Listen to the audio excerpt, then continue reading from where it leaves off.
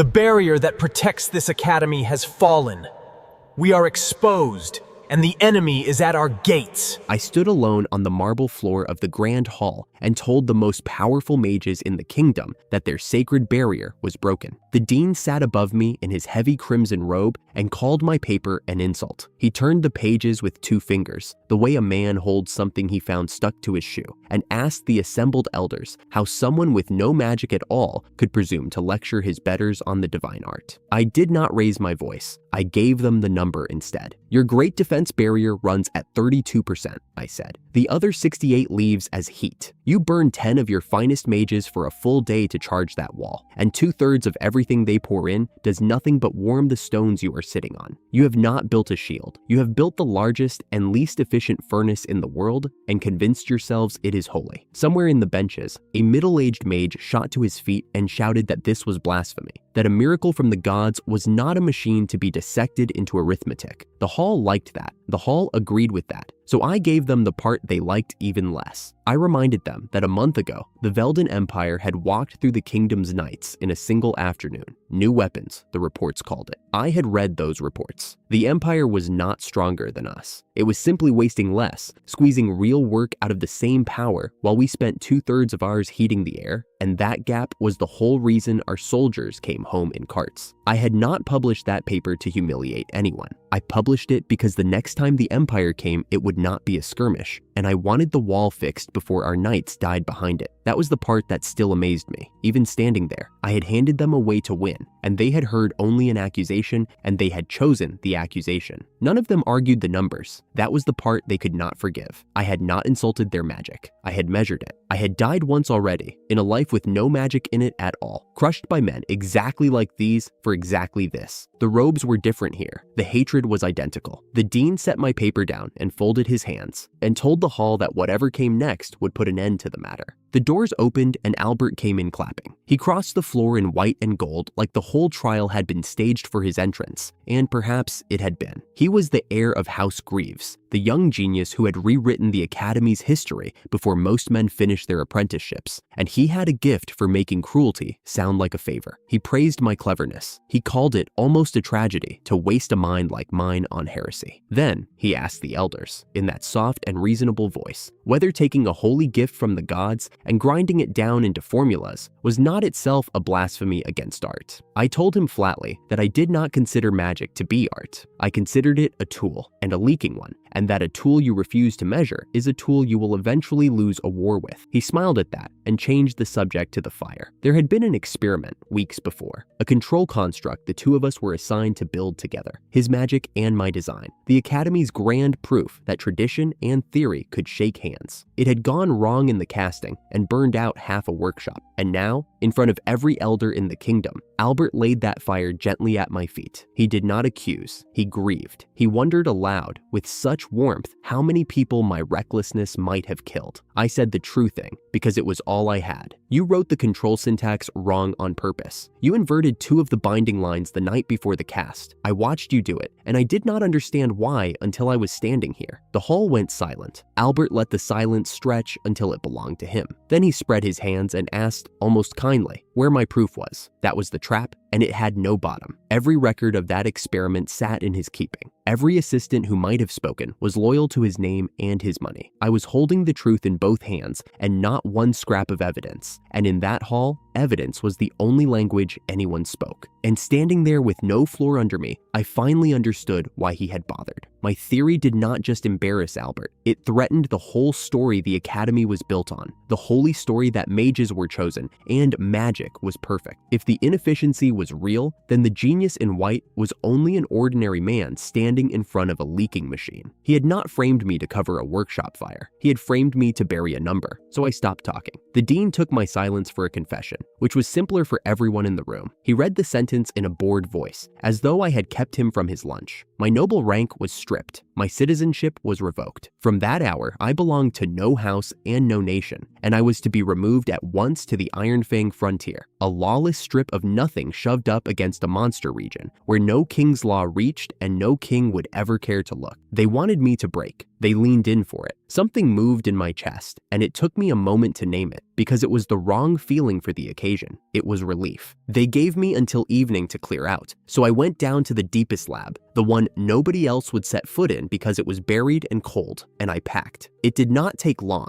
I owned almost nothing worth carrying: a change of clothes, a few notebooks, a little travel money, and the parchments, 3 years of them, copied page by stolen page out of every archive I could talk my way into. Geology, botany, architecture, applied physics, everything a man needs to build a civilization up out of bare dirt. I wrapped those first, and I wrapped them twice, because everything else in that pack could be replaced, and those could not. Then I looked at the machine in the corner. I had built it myself, out of scrap magic stones and copper pipe. The first summer, the lab nearly cooked me alive. The barrier's furnace sat far below us and breathed its heat up through the stone for months on end. And the mage's answer to that heat was always more magic. Ice stones and cooling circles that drank mana by the bucket and barely worked. My answer was a pump, a sealed loop of pipe, and the plain physics of a gas that cools when you let it expand. It carried the heat out of the air and dumped it where no one had to feel it. Quiet, cheap. And over the years, I had quietly spliced it into the Academy's whole ventilation network, vent by vent, until that one little machine was breathing for a building full of people who had never once wondered why the deepest room stayed cool. Nobody had ever thanked me for it. Nobody up there had known there was anything to thank me for. I crouched and put my hand flat on the housing and felt it humming under my palm, the way it had hummed every day for 3 years, doing the work these great mages believed their magic was doing. All right, I said to it. Time to say goodbye. I shut it down. Then I opened the core housing, lifted out the keyed magic stone that drove the whole cycle, the single irreplaceable heart of the thing, and dropped it into my coat pocket. I had built this for my own comfort, with my own hands, on my own time. I owed the men who had just made me stateless precisely nothing. Let them keep the copper. The copper without its heart was a pile of pipe, and a pile of pipe would not save anyone. I shouldered my pack, took one last look up at the inefficient ivory tower from the bottom of its deepest room, and climbed the stairs into the light. The guards at the main gate gave me a proper send-off. They did not trouble to lower their voices. "Magicless Adrian," one of them said to the other. "Serves him right," said the other, not even bothering to look at me. A tidy way to call a man worthless without spending the effort to face him. I had heard it for years. It had stopped landing a long time ago. I walked out under the arch into the long evening light, and I did not look back. Everything I valued was already on my shoulders, in my pocket, or locked inside my own skull. Behind me, the tower had no idea it was already dying. I was not there to watch what happened in the dean's office. I did not have to be. I had carried that whole building on a loop of copper for 3 years, and I knew to the hour what it would do the moment I stopped. This is what it did. The dean and Albert were drinking wine to my absence. The two of them sprawled in that fine high office, toasting a heretic well buried, and the room was getting warm. Not unpleasant yet, just close. Just enough that the dean tugged his collar loose and blamed the season and poured another glass. It did not stay close. The heat climbed the way water climbs in a kettle, slow and then all at once, and the wine went warm and sour in the cup, and the documents stacked on the desk began curling at their edges as the damp crept into the paper. Albert dabbed at his face and complained that of course this would happen the very evening that plague of a man finally left, as though I were reaching back through the walls to spite him. He still thought it was an insult. He had not yet understood it was a diagnosis. Then the door banged open, and a young mage half fell into the room, white to the lips, and reported that down in the foundations, the furnace's cooling water was rising fast, faster every minute, and that even with every cooling circle burning at full strength, the heat simply would not leave the building. It was, he said, as though some invisible exhaust vent had been sealed shut. It had been. I had it in my pocket. The dean did what proud men do when the world stops obeying them. He shouted for more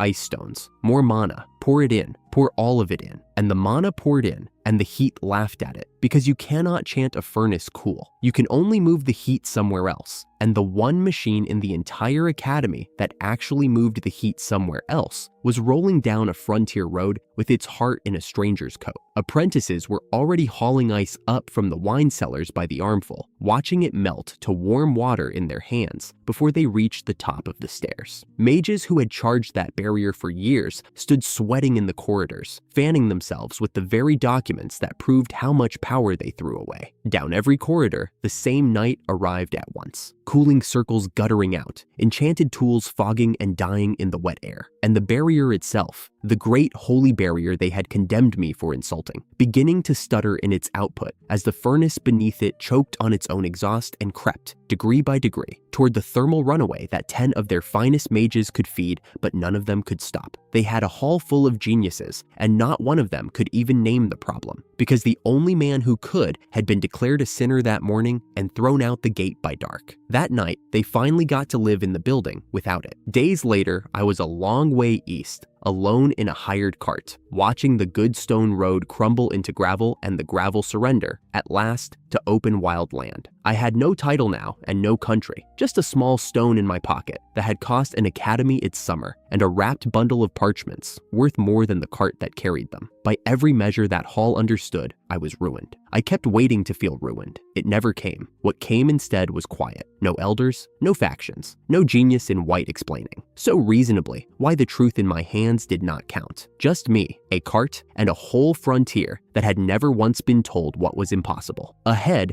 the hills ran out toward the monster region, and somewhere past them was the village they were dumping me in. A place with no law and, I would soon learn, no well. Hard country. Dangerous country. But hard country answers to whoever understands it best. And I had 3 years of stolen physics riding in the back of the cart. I already had the list. Clean water first, because nothing else holds without it. Then shelter that kept its heat in winter and shed it in summer. Then iron. Then power. Then walls high enough that no one could ever throw me out of anywhere again. I had built that list 100 times in my head on the road east, and I meant to start turning dirt the day I arrived. I made myself a promise out loud, with no one to hear it but the horse. I'll build it all again from nothing, I said, and this time I'll do it right. Then I'll show every last one of them what real creation looks like. Behind me, half a kingdom away, the academy was finally learning exactly what I had been worth. Ahead of me, there was nothing but dirt and danger and room. I had always preferred room. I had told myself I wanted room. The frontier was generous with it. 10 days of road that turned from cut stone to packed dirt to a track only a goat would admit to using. And at the end of all that room sat Grey Hollow. A dozen houses of crooked timber and mud, fields the color of old bread, no smoke worth the name. I climbed down from the cart, and a thin old man came out to meet me before I could decide whether the place was alive. He looked me over the way you look over weather. You were thrown out too, he said. It was not a question. I told him my name was Adrian, and that from today, I was in their care. That earned the first thing close to a smile I had seen in 10 days. He was Gideon, the chief, which in a place like this meant the man who carried everyone else's bad news. He walked me to a hut on the outskirts. 3 walls that mostly agreed to be walls, a roof with strong opinions about rain, a chimney that, I would learn that same night, preferred to breathe its smoke back into the room. It is empty. It is yours, Gideon said. Then, because he was a fair man, he told me the rest of it. Everyone in Grey Hollow had lost their place in the world or had been born to someone who did. Criminals, failures, heretics, the merely inconvenient. They did not see an outcast as a criminal here. They saw a neighbor because the alternative was dying alone. The one law in the village was simple. You pulled your weight or the winter took you.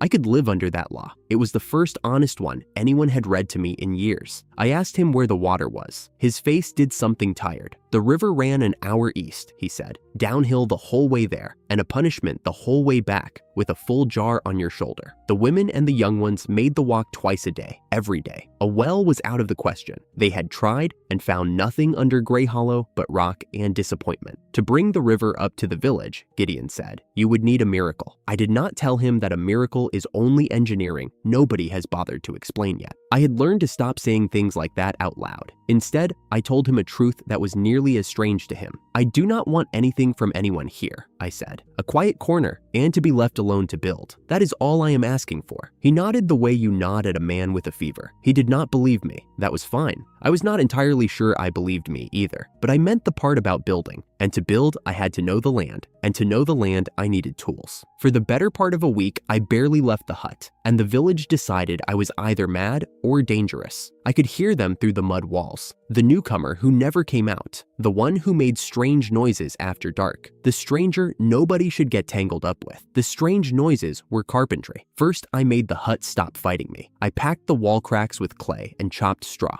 relaid the worst of the roof, and opened the chimney throat until it pulled air instead of choking on it. A room you can think in is a tool like any other. Then I built the tools that mattered. A measuring chain, a length of resin-soaked rope 10 meters long, knotted hard at every meter so it could not lie to me when it stretched. An A-frame level, 3 straight timbers, and a hanging plumb line, the oldest honest instrument there is. When the weight hangs true, the ground is true, and the ground cannot argue. Last, a cross staff for reading angles, with a compass set into the head so that my map and the world would agree on which way north was. None of it was magic. That was the entire point. Any hand in that village could have made these. Any eye could check my work against them. I trusted that more than I had ever trusted a person. When the last knot was tied off, I walked out into the daylight, past a knot of staring villagers, said nothing to any of them, and went to measure exactly how far the river sat below the town that needed it. Surveying is patience pretending to be a science. I drove a stake, set the A-frame, read the plumb, wrote the number, moved the chain its 10 meters, and did the whole thing again and again, the entire hour of slope down to the water and back up. A handful of children trailed me at a careful distance, as if I were a storm that might change direction. I let them watch. After several days, I had what I came for: contour lines, distances, a clean profile of the descent from the first house to the riverbank. And the map said out loud what Gideon already knew in his bones. The village stood several meters above the river. Water does not climb on request. Left to itself, that river would never reach Grey Hollow if every soul in it prayed for 100 years. Good. A problem with a number on it is a problem you can beat. A miracle is not. I rolled up the map and went to tell the men how we were going to do it. I laid it out as plainly as I could. We dig a canal from the village down to meet the river. At the bottom, we raise the water the last few meters. With a wheel, the current turns on its own, and from then on, the river carries itself up into a channel that runs all the way to our doors. No more walking east, no more jars. The men heard me out, and then they laughed. A machine that lifts water by itself? If a thing like that were possible, one of them told me, somebody's grandfather would have built it generations ago. They had carried water their whole lives, and so had every father before them, back as far as anyone could name. They knew to the inch what was possible, and a stranger's drawing was not it. One after another, they turned the plan down, and a few of them turned their backs to go with it. Gideon did not laugh, but he did not pick up a shovel either. He only gave me the look you give a man who is about to learn something the slow, expensive way. So be it. I had done the arithmetic alone. I could open the ditch alone. The next morning, I drove my first stake on the canal line, spat on my hands, and dug. It is slow, stupid, beautiful work, moving the earth one stroke at a time. The men watched from the village for a while, then stopped watching, which suited me fine. For 2 days, it was only me, the line of stakes, and a trench creeping forward a few feet a day. I did not mind. I had been alone in a crowd most of my life. On the second day, a shadow fell across the ditch. I looked up and found a chestnut-haired young woman standing at the lip of my trench, with her head tipped to one side. "What are you doing down there?" she asked. I told her I was digging a canal, a little river of our own, I said, so that nobody in Grey Hollow would ever have to make that walk east again. "A canal," she repeated, slowly, like it was something rare and easy to break. She looked down the line of stakes, all the way to the far glint of water, and then back at me. You could watch her doing the arithmetic of hope. Will it really work? We will not know until we try, I told her. She set down nothing, because she was carrying nothing, picked a flat board off the spoil pile, crouched at the edge of my trench, and began scooping loose dirt out of the bottom. I want to be honest about that moment, because I have turned it over many times since. I did not need her help. One board of dirt at a time. She barely moved the work at all. But in 2 days of digging, she was the first living person in that village, and very nearly the first anywhere in 2 lifetimes, who heard what I was trying to do, and decided, on nothing but my word, to put her hands in the dirt beside me. Her name was Alicia. I have never once let myself forget that it was Alicia first. We worked the rest of that afternoon without much talk between us. She would fill her board, carry it to the bank, tip it out, and glance back down the long line of stakes toward the river, as if she were measuring how far hope still had to travel. Every so often, she asked me a question. Why the floor of the trench had to fall away at exactly the same gentle slope the whole way? Why the stakes ran in a straight line when the hillside plainly did not? I answered each one, and she nodded and dug faster, and by dusk, the 2 of us had turned more earth than I had moved alone in 2 full days. Others drifted in behind her, the way the young always do once one of them is brave. 3, then 5, daring each other to shoulder the heavier stones, treating my canal half as a chore and half as a game. The trench began began eating ground faster than one man could feed it. Not all of them came down. A sturdy young man named Kit planted himself at the top of the cut, arms crossed, jaw set. And when his friends called for him to join, he called me a liar instead. His father said it was impossible, he told them, and the whole village said it was impossible, and only a fool digs a ditch to nowhere. Then he turned and walked back toward the houses alone, while his friends stayed in the dirt with me. I let him go. I could wait for that.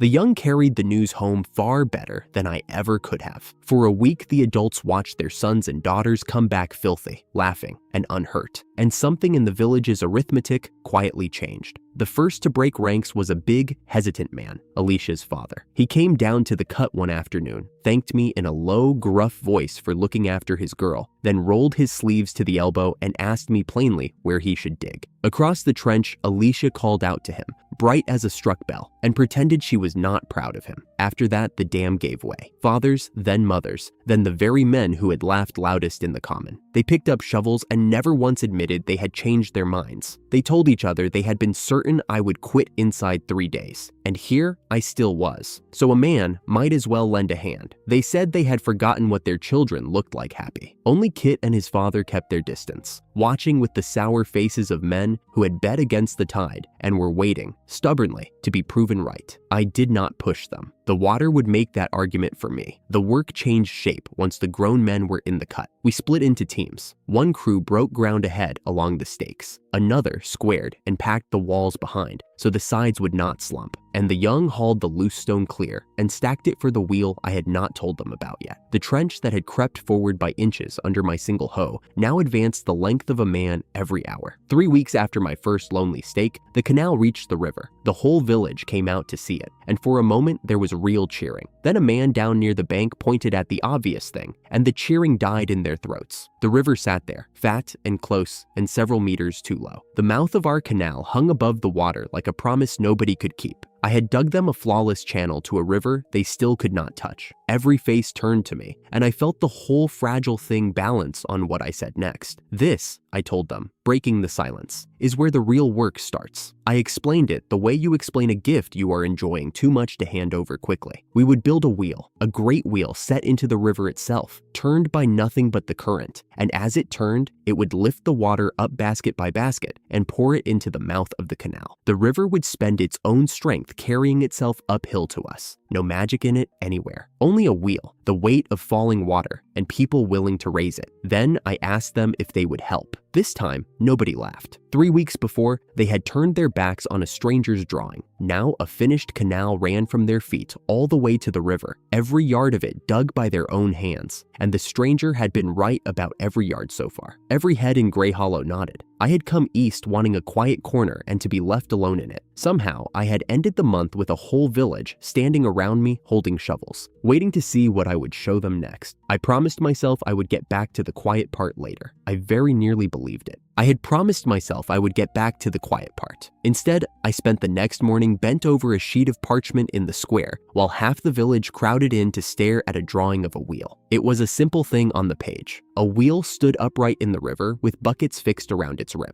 The current shoved it. The buckets scooped water at the bottom and carried it to the top and tipped it into a trough. And the trough fed the canal we had already dug. The river would lift itself. No one would ever haul a bucket up that slope again. Gideon dragged one finger along the line of the riverbank and told me the spot was sound. Firm bank there, never slid, not even the flood years. A big man at the back had his arms crossed. He had barely said 10 words to me since I arrived. Now he leaned in, tapped the place where the wheel met its pole, and told me bare wood would not survive a season under that weight. It would grind itself to splinters at the bearing unless someone wrapped it in iron. Then he told me he could be that someone. His name was Lawless, and before the kingdom was done with him, he had forged blades in the capital, until he refused a noble the sword he wanted, and the noble found a charge to bury him under. Leave the iron to me. He opened and closed one scarred hand. The arm hasn't gone rusty. He was not the only one carrying a buried life. A lean, quiet man named Heath said he would build the wheel itself, and that he knew a stand of iron oak in the forest, wood that drank water and only hardened for it. He had been an architect once. They had exiled him for designs the guild called dangerous. I had been sent to a village of failures. I was beginning to understand that the kingdom's idea of failure and mine were not the same word at all. We built it over the following weeks, and the whole village built it with us. Men felled timber and squared it. Wallace's forge ran from dark to dark, and the ring of his hammer carried clear across the fields. Heath shaped the great wheel plank by plank and sealed every bucket with pine resin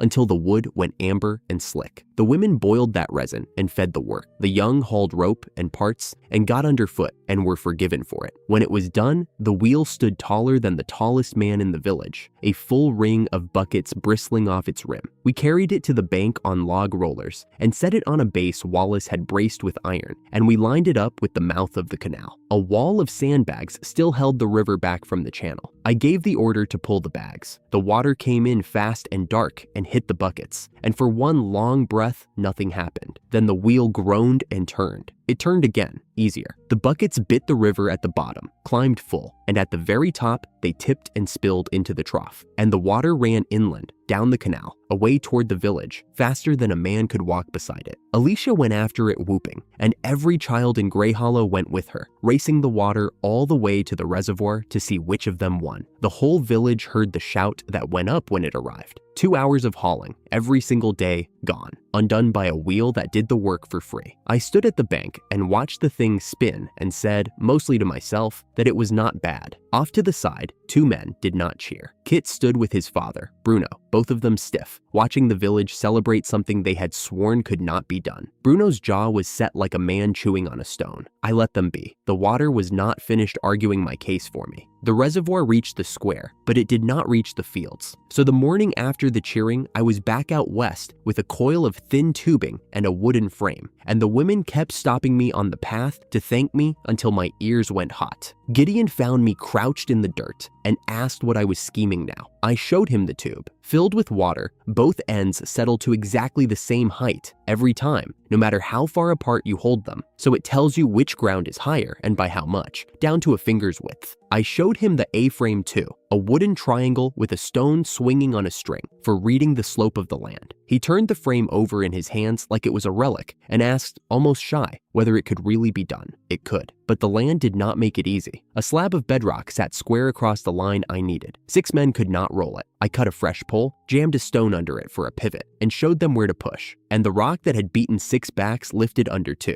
because a lever does not care how strong you are, only where you stand. Wallace laughed like a boy when it moved. Farther on, a soft slope kept sliding into the channel every time we cleared it. So we wove green branches into a lattice, pinned it to the bank, and packed clay over the whole thing until the wall held its own weight. Heath watched me lay the first panel, grunted, and had the rest done better than mine by nightfall. Every problem I solved, the trust came back doubled. By the end, none of them asked whether a thing could be done. They only asked when. There was one field the canal could not reach the easy way. To get to the western plots, to Bruno's plots, the water had to cross a shallow dip in the ground, and water does not climb out of a dip on its own. I was turning that over at dusk when Kit came to find me alone. He stood at the edge of my doorway for a while before he got the words out. Then he asked, not quite looking at me, whether the next trick, the one the men were calling the siphon, could really carry water down into a hollow and back up the far side. It can, I told him. A sealed pipe, full, and the weight of the air does the lifting. It's exactly what it's for. He asked if it would reach his family's fields. If you help me lay it, I said, it'll reach them first. He was quiet a moment. Then he said he would help, and that he would tell his father himself, and he was gone before I could answer. A boy walking fast in the dark toward a conversation he had been dreading for weeks. Bruno came the next morning, not to me, to the forge. I was there fetching pipe brackets when the old farmer stepped into the red light and stood with his hat crushed in both hands. He told Wallace he had been wrong, about the wheel, about me, about all of it. He said he knew it was late and he had little face left to show anyone, but he asked rough and low to be allowed to help with something, anything. Wallace did not stop hammering at first. Then he set the hammer down and told Bruno he had never really been angry to begin with. He nodded at the fire eating itself for nothing while 2 grown men stood around talking. Then he tossed a spare hammer across the shed and Bruno caught it against his chest like it might break. Quit the speech, Wallace said. Your hands work better than your mouth. We laid the siphon over 3 days. Wooden pipe sealed with tar, drop down into the hollow and run up the other side. The joints packed until not a breath of air could sneak in. When it was set, the village came out to watch because everyone already knew whose field waited at the far end. I gave the order to open the sluice. For a moment, there was only the sound of the air leaving the pipe. Then the water came, over the dip, up the far side against everything the eye expected, and out across Bruno's cracked field in a slow dark spread. The dust drank it. The dead gray soil went brown, and then black, and then gleaming, and somewhere in it, the first green would come. Bruno stood at the edge of his own field and watched the water reach the corner he had farmed his whole life, and the old man came apart. Kit took his father's hand. "It's here," the boy said, barely a whisper. It finally reached the field. Then Bruno turned around to face me, in front of every soul in Grey Hollow, and he did not mumble it. He said he was sorry. He said he had called me a liar and a fool, and worse behind my back, that he had stood with his arms crossed and prayed the wheel would fail just to be proven right, and that he had been a small, frightened man. And he begged my pardon for all of it, loud enough that no one could pretend not to hear. I could have let him stand there in it. The man had made my first weeks harder than they needed to be, and there was a mean little part of me that wanted the moment to last. I told him to raise his head instead. I told him I had built the canal for my own comfort first, the way I built everything, so there was nothing to forgive, and that the truth was I had needed his hands and Kit's for the last hard stretch, so the debt ran both directions. It was easier than I expected to mean it. I was not going to grind a face into the dirt just because I finally could. Bruno raised his head. He was crying and not bothering to hide it. Around the field, the village let out a breath all at once, and then they were cheering again, and this time the old farmer cheered with them.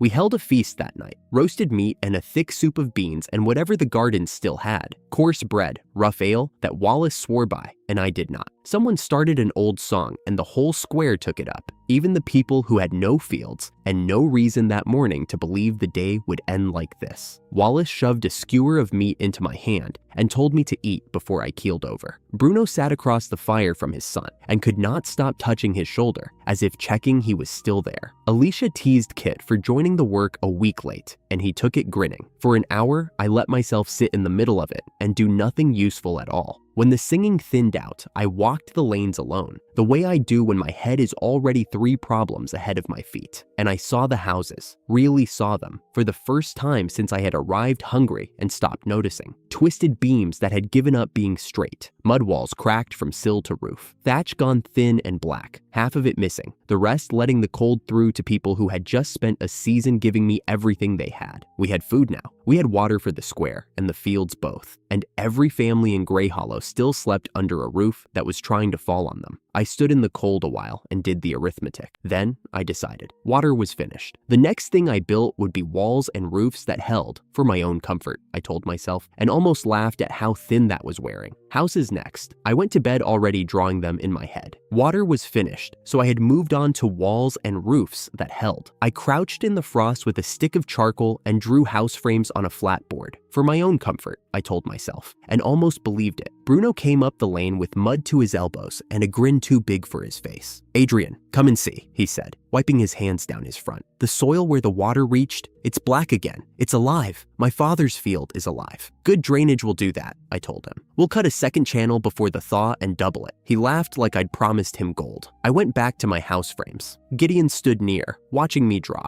asking after chimneys. Then the screaming started. It came from the tree line, high and wrong, the sound people only make when their bodies have decided to run before their minds agree. Bruno's grin fell off. Down the lane, villagers broke from the eastern fields and bolted for the houses, throwing tools as they came, and one word carried over all of it: monsters. They came out of the forest at the fence line, 7, maybe 8 of them, each one chest high to a grown man, and built like a wall on legs. Their hide was a dull silver black, plated and bristled, and their eyes were red. The lead one hit the timber fence at a dead run, and the fence simply stopped existing. Wallace was already there with his forge hammer, the big 2-handed one, and he swung it down on the lead boar's skull with everything in his shoulders. The hammer rang like he'd struck an anvil and bounced straight back. The shock threw him off his feet into the frozen mud. "It was like hitting solid iron," he said, scrambling up, breathing hard. "Steel won't touch them." That broke the village. I heard it happen. Behind me, people stopped running and just sank down where they stood, and the words that came out of them weren't about the boars at all. There was never a safe place for us. We were always meant to feed something out here. Gideon grabbed my arm and hauled. Adrian, run. Lives matter more than fields and houses. I didn't move. I watched the boars instead, the way you'd watch water find a crack. And what I saw was not armor. What I saw was speed and weight, and almost nothing else. They charged in straight lines. They did not weave. When the lead one tried to turn toward a fleeing man, it swung wide and slow, like a loaded cart. All that mass refusing to change its mind. Enormous force going forward, and no way to stop it or steer it. I had spent one whole life measuring exactly this. How much a moving thing wants to keep moving, how hard it fights to change course. I counted the strides the lead boar took between the tree line and the dead fence, then the strides it needed just to lean into a turn, and the second number was the bigger one by far. Every pound of that armored weight was a promise. Once it committed to a line, it was a prisoner of that line. The hide was the strongest thing in the clearing, and it did not matter at all, because I was not going to touch the hide. I pulled my arm out of Gideon's hand. "Chief, look at that hide," I said. "Beautiful luster. With strength like that in the bristles, it's the best material that's ever walked up to our door." I raised my voice so the sinking, hopeless people could hear it. "Hoes, spades, everyone you've got, to the slope by the soil pit. We're not fighting them." Gideon stared. "Then what?" "We're harvesting them," I said, "with a trap called the laws of this world." We had dug a pit there months back, hauling soil for the waterworks. A wide bowl 3 times a man's depth, half full now with rainwater and mud. The boars stood snorting at the broken fence, working themselves up for the next rush. I had a few minutes, no more. A charging thing that cannot turn and cannot stop, only needs the ground to betray it. "Heath," I called, "clear the whole approach. Every stone, every stump, flat as a table from the fence to the lip of that pit." He took a team and went at it without asking why, which is the best thing about Heath. "Gideon, the slime stores, all of it." We kept slime mucus from the sanitation work, a thick clear jelly that made any surface slick as oiled glass. They rolled the barrels up and we poured it down the cleared slope and chased it with bucket after bucket of water, working it into the frost-soft mud until the whole grade shone. I set my boot at the top edge and pushed. It shot out from under me and I caught myself on Heath's shoulder. "Slicker than wet ice," I said. "Good, now we make them run." We showed ourselves at the top of the slope and shouted, and the herd took the bait the way I needed them to, heads down, all 8, straight into a full charge. The lead boar hit the slimed ground at the height of its speed, and the world it had always won in stopped working for it. Its forelegs splayed out sideways, hooves finding nothing to push against, and all that beautiful forward force had nowhere to go but forward. It did not stop. It could not stop. It went down onto its chest and kept going, sliding. A wall of muscle turned into a sled, red eyes rolling white at the edges, a long, furious squeal tearing out of it as it slid the whole length of that shining slope and vanished over the lip into the pit. Mud sheeted up off its sliding bulk and came down on us in a warm rain. And the squeal it made as it went over, that was not rage anymore. I felt the people beside me hear the difference in it. The second one was already committed and could no more stop than the first. Then the third. They came down one after another, legs windmilling, hooves carving useless white furrows in the slime, slamming into the pile of the ones already in, until all 8 of them were heaped at the bottom of a muddy bowl, bellowing, scrabbling at walls too slick and too high to climb. Not one of them had touched a single one of us. The strongest creatures any of these people had ever run from, beaten by a slope and a barrel of jelly, and they had never gotten close enough to swing at. For a breath, nobody believed it. They stood at the lip and stared down into the churning pit with their mouths open. Then the whole slope erupted. People screaming, but laughing now, grabbing each other, hauling strangers off their feet. The despair from an hour ago turned completely inside out in the space of 10 heartbeats. Wallace came to the edge with a boulder hugged to his chest, his face split in a savage grin, ready to drop it. "Now we finish them," he said, "one at a time, from up here. Put it down." He turned and looked at me like I'd spoken in another language. "Are you mad? They're monsters. They're livestock," I said. 8 breeding animals at the bottom of a hole, with the toughest hide in the region, and meat enough to fill every child in this village for a season. Kill them today, and you eat once. Keep them, and they feed us forever. I crouched at the lip and looked down at them, already drawing the pen in my head. You don't get rid of a danger like this. You manage it. Down in the pile of stunned villagers, Kit pushed to the front, eyes huge. "Adrian, is this science too?" "This," I said, "is the whole thing." Wallace and Heath fought me for an hour. "Too dangerous," Heath said. "One charge, and any fence is splinters." He wasn't wrong about a straight fence, so I didn't draw a straight one. I drew a wall that curved inward at the top, leaning back over the pen like a wave about to break. Heath frowned at the sketch. Then I watched it land on him. The charge hits the curve, he said slowly. And the force? It goes up, off the top, not through. He grinned. Now that's clever. He took the whole build after that and made it better than my drawing. While his crew raised the curved wall, I had the apothecary mix a mild sedative into the boar's feed, and the monsters that had terrorized a village an hour before lay down in their pit and dozed like fat dogs. Moving them was the part nobody thought possible. A drugged ironhide boar is still as heavy as a cart full of stone, and we had no cart that wouldn't crack under one. I built a block and tackle instead, a frame, a few wheels, a rope threaded back and forth between them, and I called Kit over. Pull that, I told him. Wait, me? He looked at the rope, then at the boar on the sling at the end of it. There's no way. Even Wallace couldn't lift a beast that size. Pull, he pulled. The boar came up off the ground. Kit's whole face changed. It's light? How is it light? He hauled it higher, laughing now, half a head shorter than the men around him, and lifting a monster with one hand. I got stronger. Adrian, I got stronger. You didn't, I said. The rope and the wheels did the work and split the weight for you. Spread a load across enough lines, and a boy moves what a giant can't. Within the hour, the young ones had turned the whole operation into a game, racing to sling and hoist the next one. And one by one, we swung all 8 over the curved wall into the new pen. They woke. They tested it, of course, backed up and threw themselves at the wall at a dead charge. The curve caught the force and flung it up and over, and the boars bounced off and sat down hard, baffled. They didn't try a second time. After that, it was just patience. Every time the boars were fed, I rang a bell first, the same note every time before the trough was filled. For a week, it meant nothing to them. Then, one gray morning, I rang it from across the pen with my hands empty, and all 8 heads came up, and all 8 animals came trotting to the fence, waiting. Ring, then food, over and over,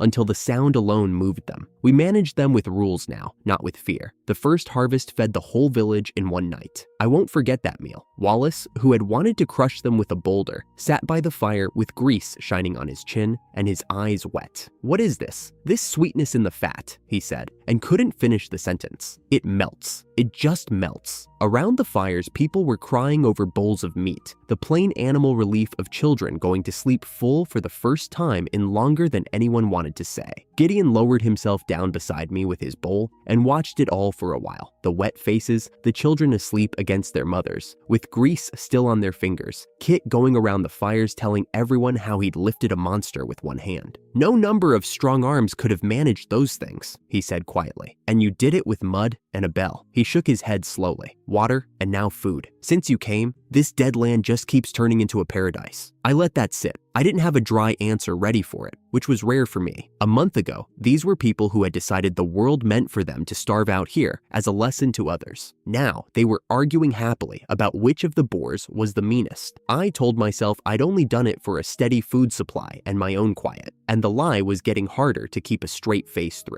Later, when the fires were burning down, I went back to the pen with a lamp and turned a scrap of the hide over in my hands. We'd taken it for armor and tools, and it would be good for both, but that wasn't what held me. The stuff barely warmed in my grip. Earlier, I'd dropped a piece straight into the heart of a cook fire on a whim and fished it back out a while later, and it had come out whole, not scorched, not stiff, just hot, heat-proof, airtight, tough as plate and supple as leather all at once. I thought about our smiths and their sad little pit fires, too weak to do more than soften iron into something you could bend but never pour. Every tool in Grey Hollow was bad iron, because we had no fire to make good iron. And I thought about what you could do with a bag of this hide, stitched and sealed, pumping air into a sealed chamber, a bellows that the flame itself could not burn through. Force enough air through a fire, and it stops being a fire you cook on, and becomes a fire you melt stone with. Hot enough to turn iron to running liquid, hot enough to start everything else. Houses could wait a little longer. We were going to build a fire this frontier had never seen,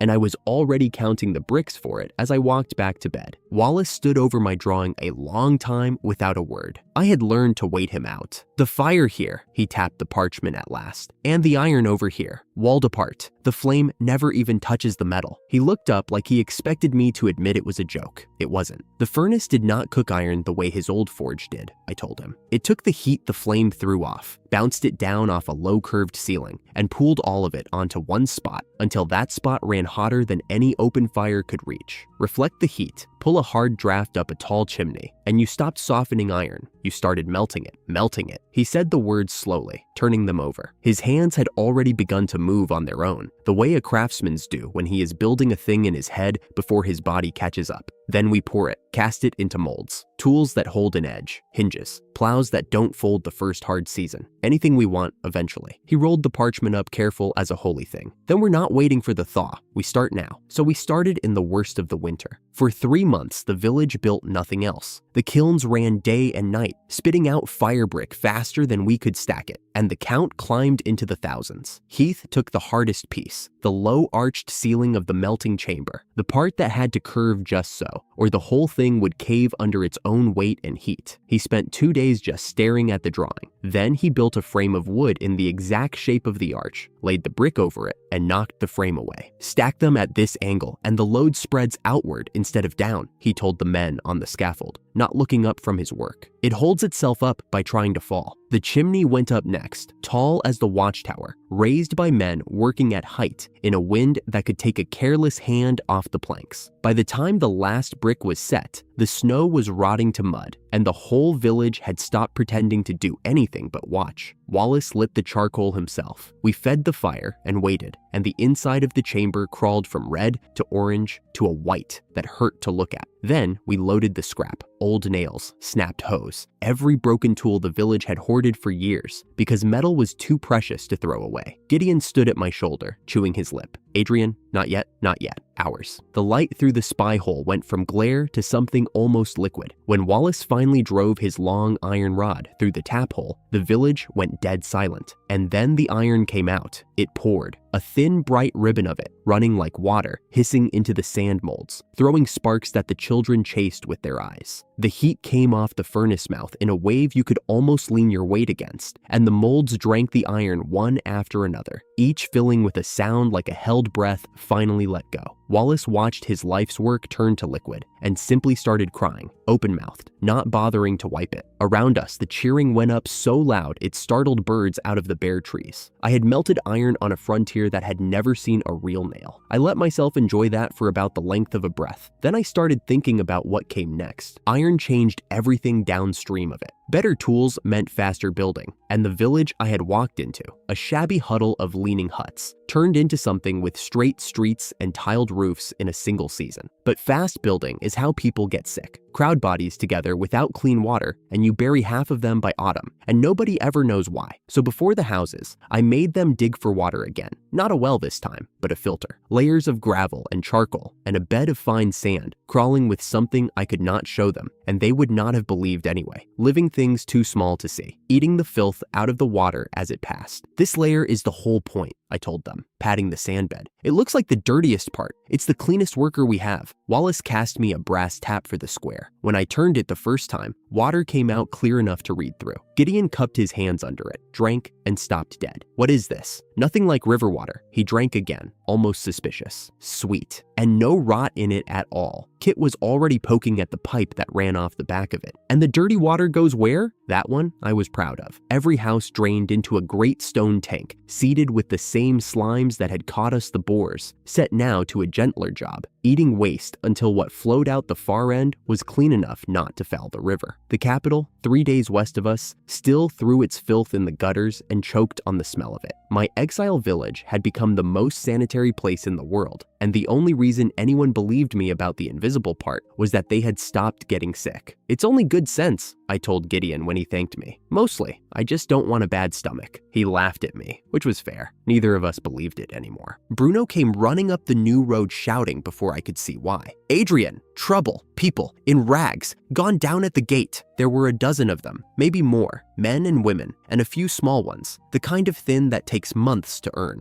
Gideon and I brought water out and went down the line of them. Their leader got himself up on one elbow to talk before he would drink, a hard-used man named Thomas, who watched my hands the whole time like he was waiting for them to close into fists. They were farmers, he said, from the Ember District, 3 days west. Those who couldn't pay the Lord's tax lost the land, and those who lost the land got dragged to the mines. He had run with everyone he could carry. When he said the word soldiers, his whole body flinched. a flinch that had been trained into him. "Please," his voice cracked on it. "We'll do any labor, any hard thing. Just let the children stay, at least." Gideon pulled me aside, worried, counting mouths against our stores. I understood the arithmetic. I had a different one. "Take them in," I told him. "They're not a burden. They're hands." Then I crouched back down to Thomas's level so he'd hear it from up close. "Lift your head. Anyone who works here eats his fill, sleeps warm, and goes to bed safe. That's the whole law." He didn't cry. He just put his forehead down in the dirt of a place that had finally said yes to him, and his people started, very quietly, to breathe. The new hands freed my best people to do their real work, and I spent them on something that made even Heath balk. "Hold on." He stared at the stakes I'd driven, far out past the last house. "Adrian, this is too big. You're walling in empty fields. This village keeps growing. One day it's a city. I'd rather build the wall once." It rose 5 meters high and too thick, a core of rubble and earth faced in refractory brick, bound with a gray paste I mixed from burned lime and ash and gravel. A Roman trick, a concrete that set hard as mountain stone and only got harder with the years. No whips on that worksite, no overseers. Thomas's people worked it from dawn to dusk and sang doing it. It was the whole reason these men were mine now. 2 seasons it took. When the last span closed, Gideon and I walked the top of it in the autumn wind and looked down on a town that no longer looked like anything anyone had exiled. "I've never seen a wall this size go up so fast," he said, "and built with smiles, no less." Then the old soldier in him surfaced. "But a wall needs men on it. We've got more people than ever, and nowhere near enough soldiers." "Then we won't defend it with bodies." I was already turning the problem over, the way I turned over all of them. "We'll defend it with something better, later." He gave me a long look, the look of a man who had stopped being surprised by me and had decided that was its own kind of comfort, and we climbed down to the feast they were laying for the iron.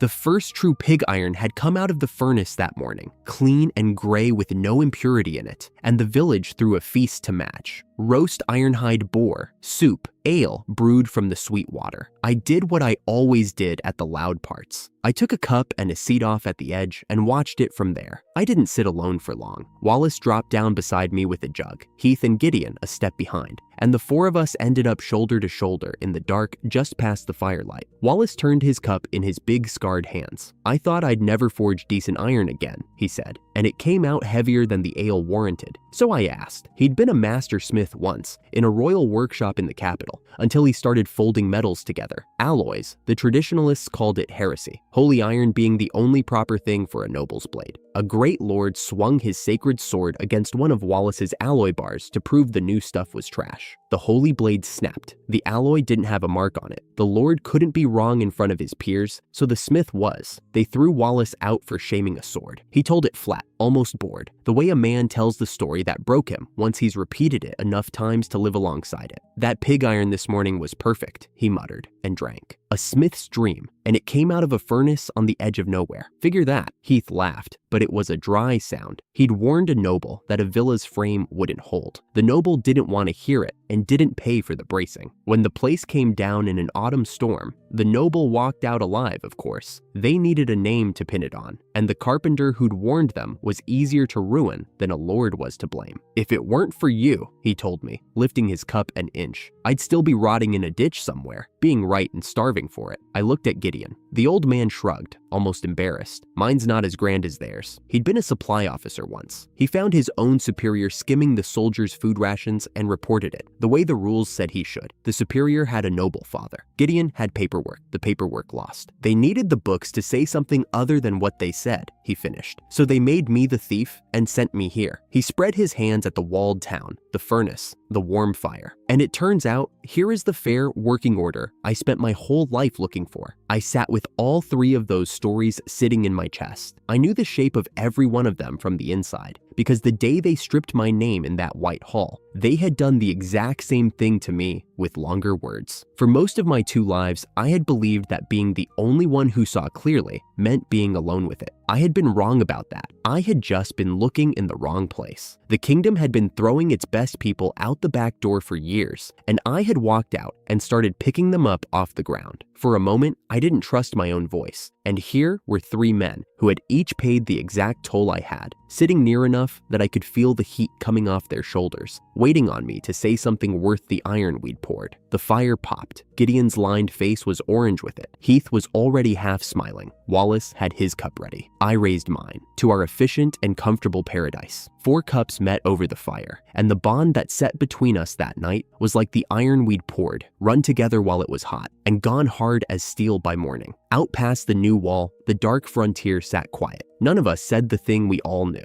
that a place this good does not stay unnoticed for long, and that everything we had built, we would soon have to hold. The morning after the feast, I went up onto the wall and started building the thing that would let us keep everything we had poured. A year had turned the hollow into a walled town, and a town this good was a target. Gideon had told me so himself the night we finished the wall. A fine wall, he'd said, and not enough men to stand on it, so I gave him men who never slept. We called them ballistas. Wallace had wound the cords from twisted iron wire and cut the gears. Heath had framed the timber. I climbed the scaffold and sighted down the long arm, while 2 of the young men cranked it back. The arm groaned, the cord sang, and a bolt the length of a fence rail punched through a practice barrel 60 paces out and kept going into the dirt beyond. Gideon watched the barrel come apart and did not look happy about it. "Isn't this overdoing it?" he asked. "A machine like that on the wall, the lords will hear of it. We'll be inviting the exact trouble we're trying to keep outside. It isn't a tool for fighting." I wrapped the cold iron of the arm. "It's a tool for not having to. Think of it as a heavy lock on a good door. Nobody picks the lock they can see. A baron does his arithmetic before he marches, and we just make the arithmetic ugly enough that he stays home." He chewed on that, then let out a breath that was half a laugh. "A lock? Maybe you're right. I think I'd started believing the quiet would hold on its own." His hand settled on the arm. "Put one on every corner." So we did. 4 arms on the 4 corners, each sighted across the road and the open ground. And by the time the month's merchant rolled in, the man had to crane his neck at them while he counted gold into Wallace's palm for a load of hose and brick. He paid for everything and asked for more. And he told us, cheerful as anything, that a lord 2 valleys over wanted our brick for a new fort of his own. That was the trouble with building a paradise. You couldn't hide it. The rumor of us was already out walking the roads, and that midday it walked right up to our gate. The woman came up the road on foot, and she should not have been walking. She wore a robe that had been white once, before the mud and the miles got into it. Silver hair hung in ropes across a face the color of ash. She put one foot in front of the other, like a thing being moved by string. And when she reached the shadow of the gate, she lifted her head and looked at the green fields and the turning water wheel as if she'd walked into a story. "Is this," she breathed, "the land full of life?" Then the string cut, and she folded. I got under her before she hit the stone. She weighed nothing. Her skin was cold the way a stone is cold, cold from the inside, and her breath came so shallow, I had to set 2 fingers under her jaw to be sure it came at all. A faint, thready pulse fluttered there, and nearly wasn't. "Adrian," Gideon said behind me, low. "Can she even be saved?" I didn't answer him, because I was already listening. With no magic of my own, there was never any noise inside me, and in that quiet,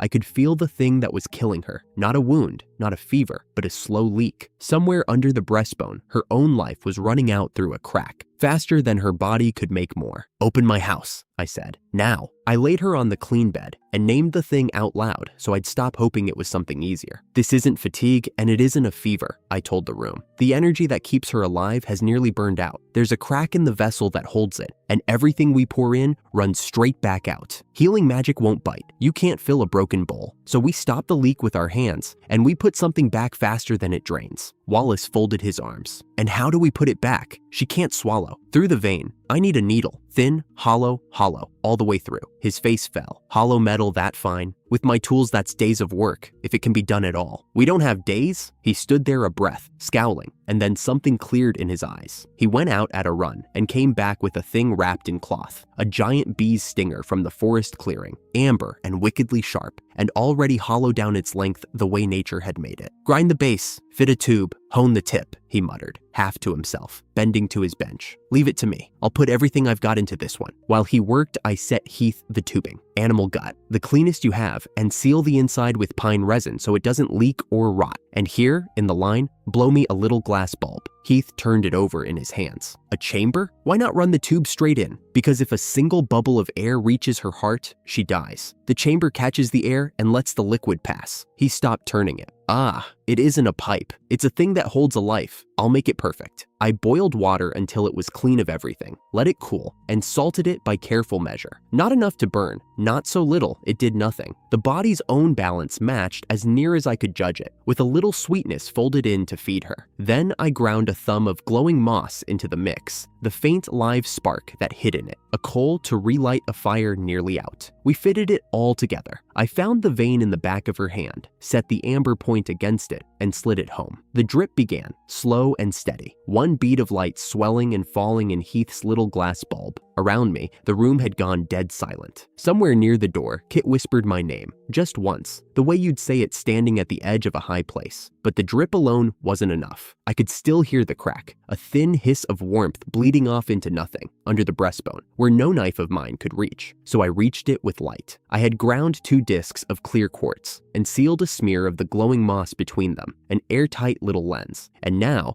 I held it over her and began to move it. Mana drifts. It scatters like sunlight through a window. A lens gathers sunlight to a single burning point, and what works for light works for any wave you're patient enough to aim. I raised the lens a hair, tilted it a hair, hunting the exact height where the loose drift of life in the room narrowed to one bright thread and laid itself down across the crack. It had to be exact, a finger's width off, and the focus slid wide and did nothing. My arm started to shake from holding still. The hiss thinned. I chased it down through a hair more and a hair more, sweat stinging my eyes, until the sound under her ribs closed to a whisper and then to silence, and the bleeding edge of her sealed over like cooling glass. When I finally lowered the lens, my hand wouldn't open all the way. Her face still looked carved from ash, but her chest rose now and fell, and rose again on its own, deeper each time, and the cold was going out of her by slow degrees. "Is it done?" Gideon asked. "It's begun," I said, and sat down hard on the floor. "Now we keep her warm and we wait." We waited 3 days. The village took it in shifts, fresh bottles on the line, warm bricks swapped at her feet, a wet cloth at her brow, someone always in the chair. On the 4th morning, she opened her eyes. The eyes were green, which I hadn't known,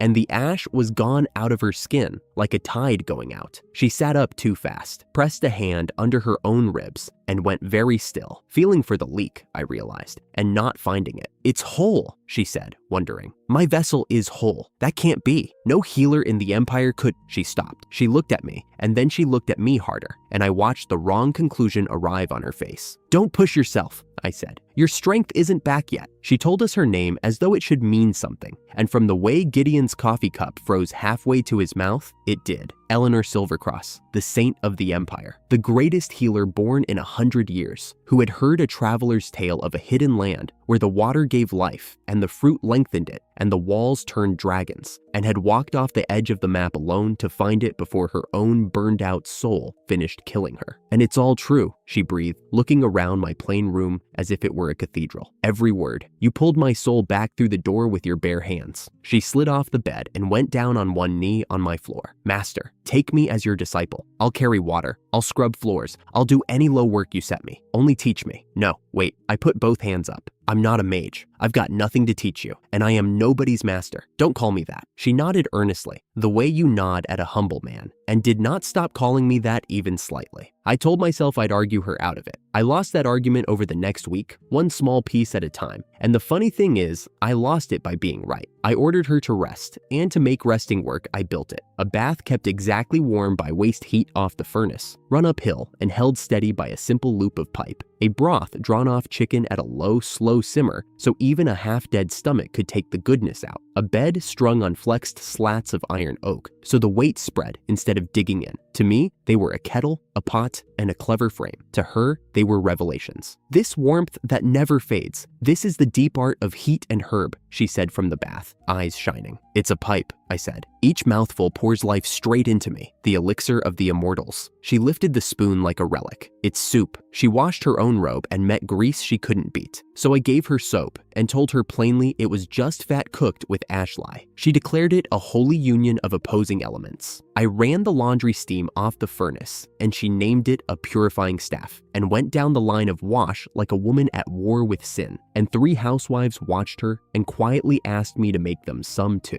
I showed her a wheelbarrow and explained the lever under the load, and she announced she had been granted command over weight itself, and went tearing through the pumpkin field with it, crying out that she had become the wind. While Bruno leaned on his hoe and remarked that the saint sure had energy. Every single time I gave her the plain answer. Every single time she heard a miracle. At the end of the week, she was hale and pink and stubborn as a post, and she knelt again and asked again, and I finally understood I could spend the rest of my life correcting her, or I could spend it usefully. She was earnest. She was tireless. She worked harder than 3 men, so I gave up the word and kept the substance. Fine, I said, but not master and not disciple. We'll call it a study group, and that's all it is. Yes, master, she said, radiant. I let it go. I'd held the line as long as a line that pointless was worth holding, and then I set it down because the thing I actually wanted, to be left alone, unnoticed, quiet, had already left without me, and I was tired of pretending I could chase it. It got worse before I made my peace with it. I split light through a wedge of glass to show the young ones the 7 colors folded inside a plain sunbeam, and Eleanor wrote it down as the divine analysis of primordial light. I hung a weight on a string and swung it to show them the swing keeps its time no matter how far you pull it, that only the length of the string decides. And she wrote that down too, as command over time. I told her flatly I wasn't taming anything, that the water wheel was only turning the river's push into lift, and she watched the great wheel come around and swore she could see the water spirits playing in it. By the time we reached the forge at dusk, she had stopped arguing the point, because in her mind there was no point to argue. Wallace hauled on the bellows, and the furnace mouth roared up gold, and she stood in that red light with her hands clasped and watched the fire bend and leap, and said, soft, that the flame spirits were dancing for the joy of the work. I'll follow you the rest of my life, she told me. No, I said, on reflex, and she only smiled, because we both knew the no didn't mean anything anymore. And standing there with the heat on my face, I let myself feel the shape of it, the thing I'd been too busy to name. The Empire's holy saint, the most revered healer alive, had walked off the map and was now spending her days scrubbing my laundry and writing my plainest tricks into a little book she carried everywhere, certain she was recording the secrets of a living god. The kingdom had stripped my name and branded me the magicless failure, the man with nothing, and thrown me out the gate. And the highest treasure the wide world had to offer had just crawled to that same gate half dead, and called me master, and meant it. It was the first crack. I could feel it the way I'd felt the crack in her, a thin, certain line running through the lie they'd buried me under. She wouldn't be the last to find us. People talk, and saints go missing, and somewhere out there, an empire was about to notice that its brightest had gone quiet on a frontier nobody respected. I'd wanted to be forgotten. Instead, I'd started, without meaning to be found. I had wanted to be forgotten. That summer taught me how badly the wish had failed. It began with a cup of iced barley tea and a toy I was proud of. I had bolted a spinning arm to the irrigation line, so the water pressure turned it and threw a slow circle of rain across the herb beds with nobody holding a bucket. No magic in it, just pressure pushing where pressure wanted to go. Eleanor stood in the spray with her arms out like a girl in her first snow. The dance of the gentle rain, she announced, to no one, to everyone. I told her it was a rotating nozzle and reaction force. She told me it was a blessing. We had this argument most days, and most days I lost it. Then the bell on the wall rang twice, and Gideon came off the training yard at a fast walk with his spear still in his hand. That's not the usual caravan, he said, low, and he was right. The monthly wagons were 4, maybe 5. This was more than 10, riding in a long line with armed men spaced along it like a noble's escort, not a merchant's. An ornate carriage rolled to the front, and a young man stepped down, silver-rimmed glasses, a fine traveling coat, the kind of pale that comes from reading indoors. He took one look across the yard, found Eleanor in her circle of rain, and went white to the lips. Lady Eleanor, his voice cracked on it. You're alive! She beamed and pointed at me like I was a prize marrow at a fair. My great master cured me, she said, and the young man's careful face came apart at the seams. I drank my tea and felt the quiet life I had built lean, very slightly, toward the edge of a roof. His name was Cain Rosehill, and he was the Empire's sage. I had no idea what that meant except trouble, so I did the thing that has never once failed me with a dangerous man.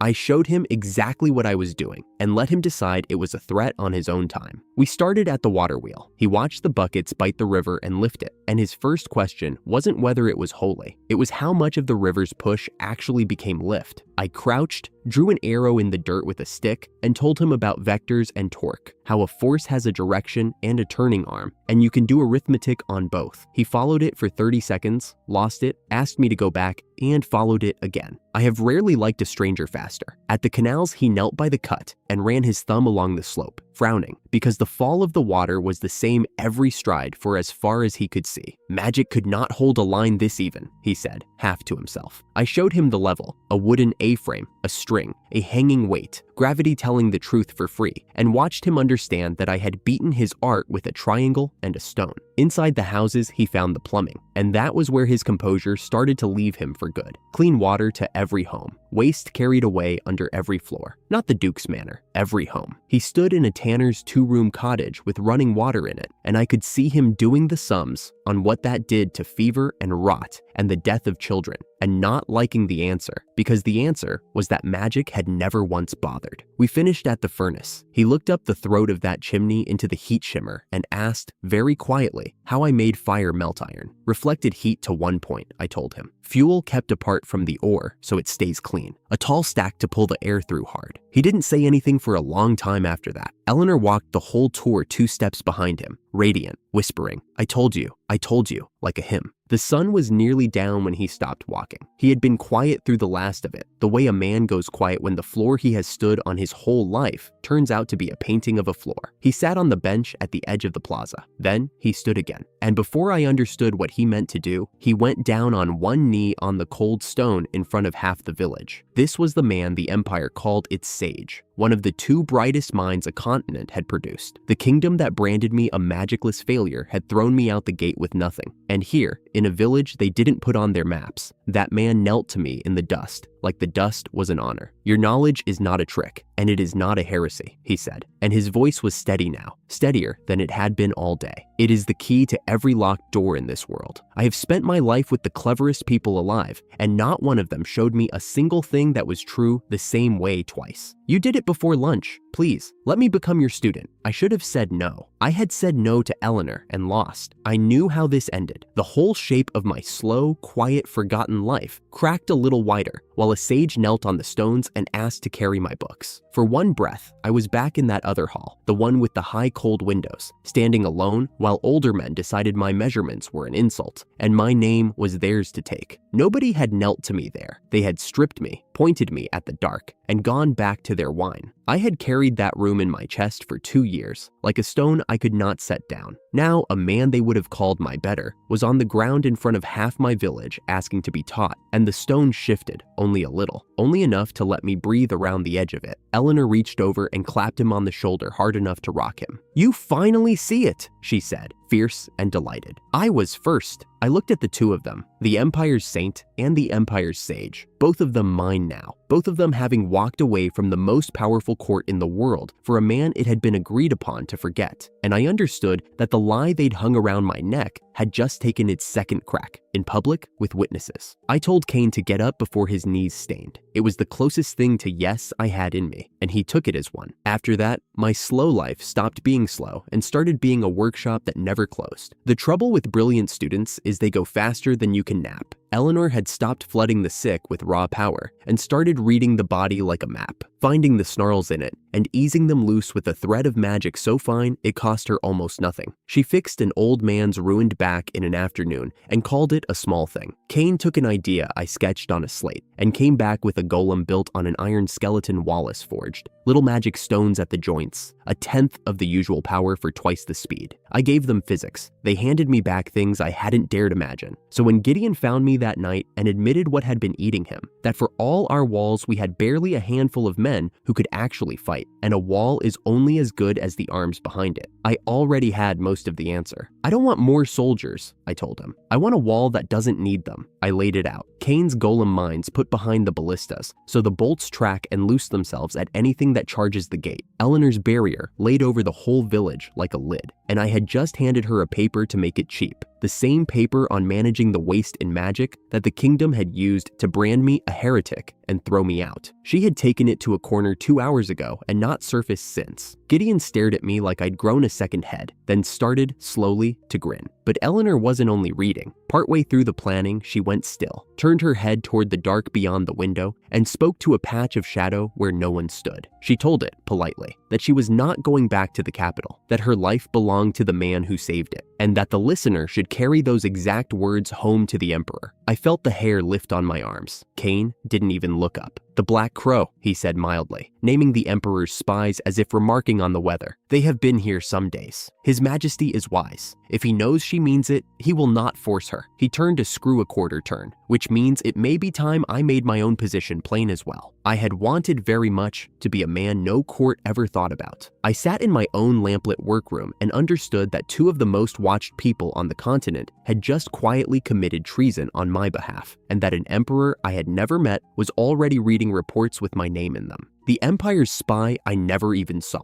The kingdoms I spotted in a heartbeat. A week on, a fatter caravan rolled in, and one of the merchants in it wasn't a merchant. He had the wrong hands. Soft, ink-stained, a scholar's hands. And he kept his eyes moving the way a frightened man does when he is trying very hard to look bored. I walked up and called him by his full name, Lucian, and watched the bottom drop out of his face. He stammered that his disguise had been perfect. It had not. I told him that anyone who assumed I wouldn't notice him was the sort of man who had already lost. Then I did the thing he least expected. I told him to look around, all of it. There was nothing in my village I minded a kingdom seeing, so he looked. I watched him walk my stone-paved streets and my fire-brick houses with their tile roofs, watched him stand under the furnace chimney and at the foot of the wall, and watched the report he had been sent to write die quietly behind his eyes. Albert had sent him expecting a muddy exile camp full of starving failures. He was standing in a fortress town that ate better than the capital. I knew the man who had sent him. I had known him since the day he framed me, and I knew that whatever this trembling clerk carried home, it would not be allowed to stay the truth for long. I pieced the rest together later, some from Cain's old contacts, more from Beatrice herself, years on, when she had stopped being my enemy. In the White Castle at the heart of the Empire, the spymaster knelt and gave her emperor the truth, even the part that shamed her, that two children had felt her in the dark when no one had ever felt her, and that the saint had sent a message with her own mouth. Her loyalty was the exile's now, not the Empire's. The emperor did not rage. That was the part the kingdom would never have believed. He laughed. A real laugh, by every account, delighted. The laugh of a man who built an empire in a single lifetime by knowing treasure when it walked past him. His own saint and his own sage had thrown over his court for a man his neighbors had thrown in the gutter, and to him, that did not read as a loss. It read as a price tag. He told his spymaster he would move his own plans forward, dismissed her, and sat alone with the pleasant problem of how to acquire me. He decided to wait and watch and be patient. He was the dangerous kind of enemy, the kind that wants you alive. I would not understand for a long while how lucky that made me, because the other power that was reading reports about me that week wanted the opposite. Lucian carried his honest, impossible report home to the kingdom that had exiled me. He never got to deliver it honestly. He said it in front of Albert, the genius who had framed me, the Duke's son who had stood in that hall and watched them strip my name. And Albert took one look at a future where the magicless failure had built something the Empire wanted, and he simply rewrote it. By the time the report reached the round table, it had stopped being a tale of a clever exile with good walls. It had become a warning. The traitor Adrian, Albert told the council, had not earned the saint and the sage. He had bewitched them, brainwashed the Empire's two treasures with sinister arts, and was hoarding power on the frontier to make himself a king. It was a lie, and a stupid one, and he knew it. I have wondered since whether the lie was for them or for himself, whether he could only keep standing if the version where I beat him fair was never said out loud. One cautious old mage said it aloud anyway, asked them to send and verify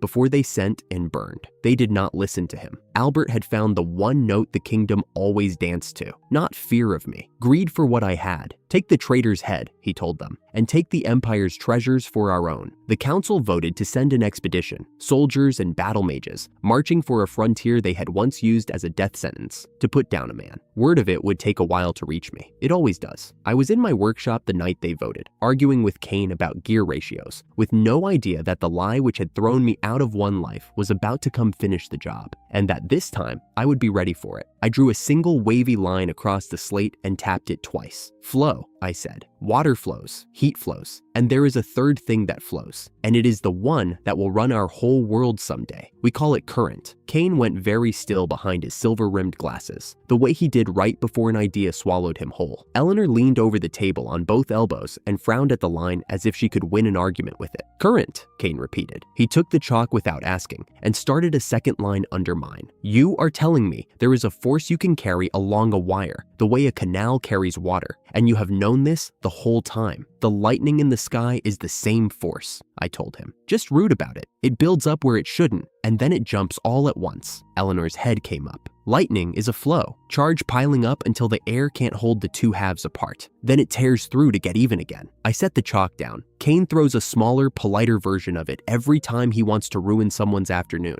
"I want to see the big one, the real one, up close, on ground where it can't hurt anybody." Kane was already rolling up his diagrams. He had that look. I had learned to be a little afraid of that look. "The dead plane past the east field," he said. "Nothing out there but the old burnt oak and a lot of dirt." "Then that's where we go." I picked up my coat. "Bring everything you can carry and nothing you'd cry over." The plane was flat and brown and went on forever, and the only thing standing on it was a dead oak that had been struck by weather and lightning 100 times already. Good. One more would not offend it. Kane walked out a long way and planted his feet. He started with the polite version first. A spear of white light he flung at the tree, fast, clean, a crack like a whip. The bark jumped. Decent power. A soldier's spell. "Now forget the spear," I called to him. "Don't make the lightning. Make the sky want to." He looked back at me, and I watched the idea finish taking him. He turned to the open air above the plane and stopped throwing. He started gathering. He reached up with his mana, the way I had shown him on the slate. Not to strike, but to pile. To drag the charge in the high air apart and apart and apart until it could not stand itself. The light went out of the afternoon. A cloud came up out of nothing. Gray, then bruised, then black. Climbing on itself, swallowing the low sun. The hair on my arms lifted. The grass began to hiss. Eleanor grabbed my sleeve, and for once, she had nothing to say. There was a smell in the air now, sharp and metal. The smell of a thing about to happen. Kane held it as long as a man can hold his breath. His arms shook. Sweat ran off his jaw. The cloud above him had stopped being a cloud and become a thing waiting to fall. Then he opened his hands and let the two halves of the sky reach for each other. I have stood in a lab my whole first life and read the numbers for this. Levels, charges, the breakdown of air. Numbers are nothing. The bolt came down in one white column wider than a house, and it did not flicker. It stood there, solid, a pillar between the cloud and the ground. For one whole heartbeat that lasted a year, there was no spark, no flash. There was simply a line where the world had been cut open and filled with light. The dead oak did not burn. It simply stopped existing where the light was. The sound arrived a moment late. It did not crack. Cracks are for Kane's little spears. This hit me in the chest like a flat hand and drove the breath out of me, and then it rolled out across the plain and came back off the far hills and rolled again, and a third time, fainter, until I could not tell anymore whether I was hearing it or remembering it. Then it was gone, and the cloud was already falling apart, sheepish, thinning to nothing, as if it could not believe what it had just done either. Where a tree had stood for 200 years, there was a smoking black crater, and the dry grass around it was laid flat in a ring, every blade pointing away from the center. Nobody spoke. Ozone drifted over us, sharp and clean and faintly sweet. The smell of air that had been torn and stitched back. My ears rang a high, thin note. Eleanor was still holding my sleeve, and she had not made a sound the entire time, which for Eleanor was its own kind of miracle. That, I said, when I trusted my voice, was far too much. Kane was on his knees in the dry grass, not from reverence this time, just from the weight of it. "You are telling me," he breathed, "that this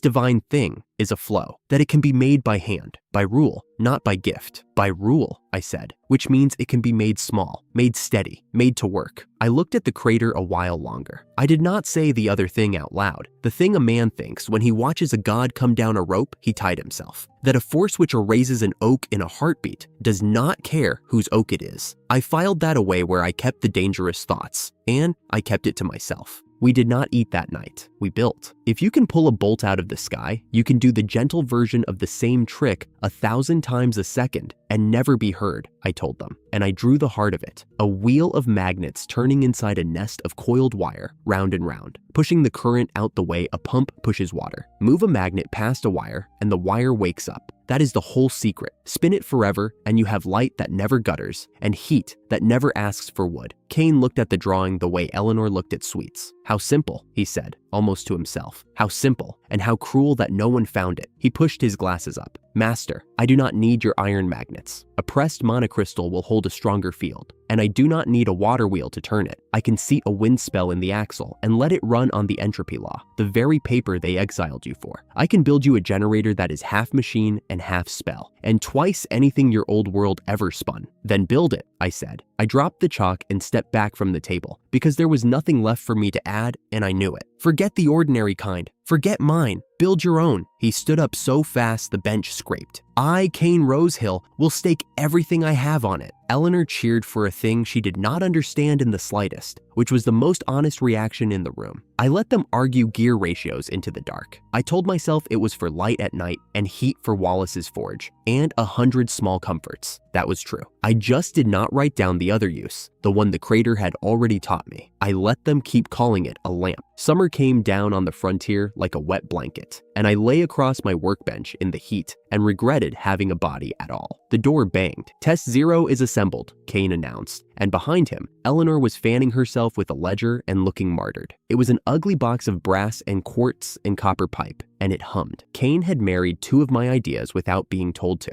A heat pump that grabbed the warmth out of one place and shoved it into another, driven by a little spell circuit that turned mana into a steady turning, recycling itself so a single charge would run it the better part of a month. He opened the small door. Cold air rolled out across the hot floor and curled around my ankles. I sat up like a man pulled out of a river. Cooling efficiency has improved, Cain said, deeply pleased with himself. Cain, I said, go and find me milk and eggs and every grain of sugar in this village. He did not ask why. Eleanor did, the whole way to the square and back, and I did not tell her because the not telling was half the fun. We chilled the milk and the yolk and the sugar in the cold box and churned it with one of Cain's little automatic stirrers, and when it came out pale and soft and freezing, I carried a whole tub of it down to the square and started handing it out. I wish I could bottle the faces. Kit got the first spoon and his eyes went round. Sweet, cold, it melts in your mouth. He said it like an accusation, like I had been hiding it from him on purpose, which I suppose I had. Eleanor took one taste, drew herself up, and declared to the entire square that this was the food of the snow gods and would henceforth be called snow ambrosia. Nobody argued with a saint about the name of a dessert. Somebody lit the rest of Cain's prototype lamps, and the square went gold, and somebody else found a fiddle, and a perfectly ordinary evening turned into a festival nobody had planned. I leaned against the well and watched the village that had thrown a hut at a stranger and told him good luck. Bruno was dancing, badly. Thomas, who had walked in half dead from the Ember Road, was laughing with his mouth full. Children chased each other through the lamplight, sticky to the elbow. Gideon came and stood beside me with a bowl he was guarding like treasure. I have never tasted anything like it, he said. And then, quieter, not for the crowd, Adrian, all of this, it's you. It's a cold box and some sugar. You know that isn't what I mean. He watched the dancing a moment. We were exiles. We were meant to die out here and be forgotten. Look at it. I looked at it. The fiddle, the gold light, the sticky-fingered children, a half-dead refugee road behind every one of them, and none of it showing tonight. I let myself have the moment because I am not made of stone, whatever the kingdom decided. I had come here with a cart of books and a grudge, and somewhere along the way, the grudge had quietly turned into this, a place worth more than the thing I had lost. What I did not say, what I only understood later, the way you understand a held breath only when it ends, was that this was the last night. Word had come weeks back from the merchant who took my plows and left me gossip. The kingdom that exiled me had its nights stirring. I had braced for it. I had built the wall and the barrier and the thing in the crater for exactly this. What I did not know, that warm gold night with a fiddle going and ice cream melting down a dozen chins, was that the man who framed me had already swallowed his own humiliation, already gathered 500 swords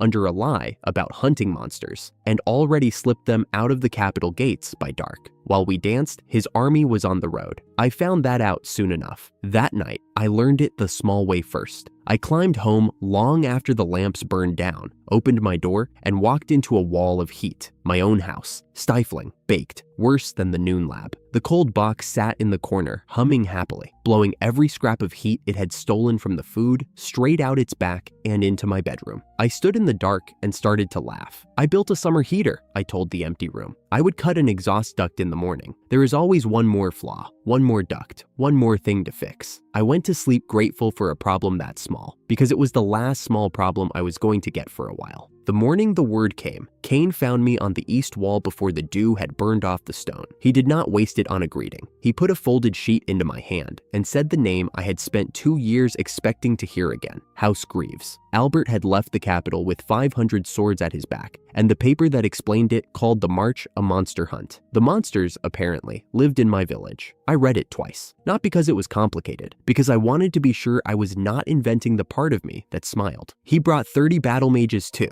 Cain said, watching my face for the panic that was not going to arrive. And he is telling everyone it is vermin control. The rest of it I only pieced together later, from what Beatrice let me see, and what the merchants carried east. It is worth telling in order, because the order is the whole joke. In the Aldrin capital, the king had taken ill, conveniently. The way kings take ill when a thing is about to go wrong and they would rather not own the wreckage. His chancellor did the arithmetic out loud to anyone who would sit still for it. If the duke's son won, the kingdom had won. If the duke's son lost, then a hot-headed young man had overreached on his own coin and his own name. Either way, the crown kept its hands clean and its face blank. But the chancellor, sipping his tea, had missed the shape of the thing, and Albert, too proud to look down at his own feet, had missed it worse. A noble may raise 500 private swords. That is his right. He may not march them across the realm at a target the crown has not sanctioned, not without the king's writ in his hand. Albert had no writ. The king, going so carefully ill, had made very sure of that. So the man who had branded me a criminal for a crime I never committed had just become the only criminal on the road. He had stepped outside the law to bury a lie, and he had done it without noticing the one thing that mattered. He had done it in front of an audience that kept score. Across the border, in the Veldon Empire, an emperor named Valerian read the same news over a game board and decided to do nothing at all. He would not send one soldier, he sent one watcher instead, with one instruction, and the instruction was cold enough that it told me everything about him before we ever met. Observe, lift no hand. Not for the saint, not for the village, not for me. And then he set his terms, the way a careful man sets a wager he expects to win either way. If a frontier hamlet of fewer than 100 souls threw back 500 swords, he would come to its master in person and treat with him as a head of state, as an equal. If the hamlet folded, then it had never been worth the walk, and he would forget the name by winter. So while Albert rode east believing he was bringing a hammer down on a beggar, 2 thrones had already quietly stepped back to watch a beggar do something to him. And somewhere inside my own walls, before the first dust ever showed on the western road, the Emperor's watcher was already sitting still in a corner I had not found yet, waiting to learn which kind of man I was. I should have felt the old anger. For 2 years I had kept it banked low and steady, fuel I never spent. Standing on the wall with his name in my hand, I went looking for the heat of it and found something quieter instead. Not forgiveness, arithmetic. He had brought 500 men to a place that no longer needed me to lift a sword for it, and he had signed his own name to the crime on the way in. The world had arranged itself into a shape where I barely had to act at all. I only had to let it run and refuse to flinch. I folded the sheet back along its crease and handed it to Cain. Then we should not keep them waiting, I said. That afternoon, because the army was still a day out, and panic is a poor way to spend a day, I taught a lesson. I filled a cup to the brim with water, laid a square of stiff paper flat across the mouth of it, and turned the whole thing upside down over Kit's head. He flinched. The paper held. The water stayed in the cup, as if the cup had simply decided down was a suggestion. It is not magic, I told the ring of young faces. Air has weight. It is pressing up on that paper harder than the water inside is pressing down.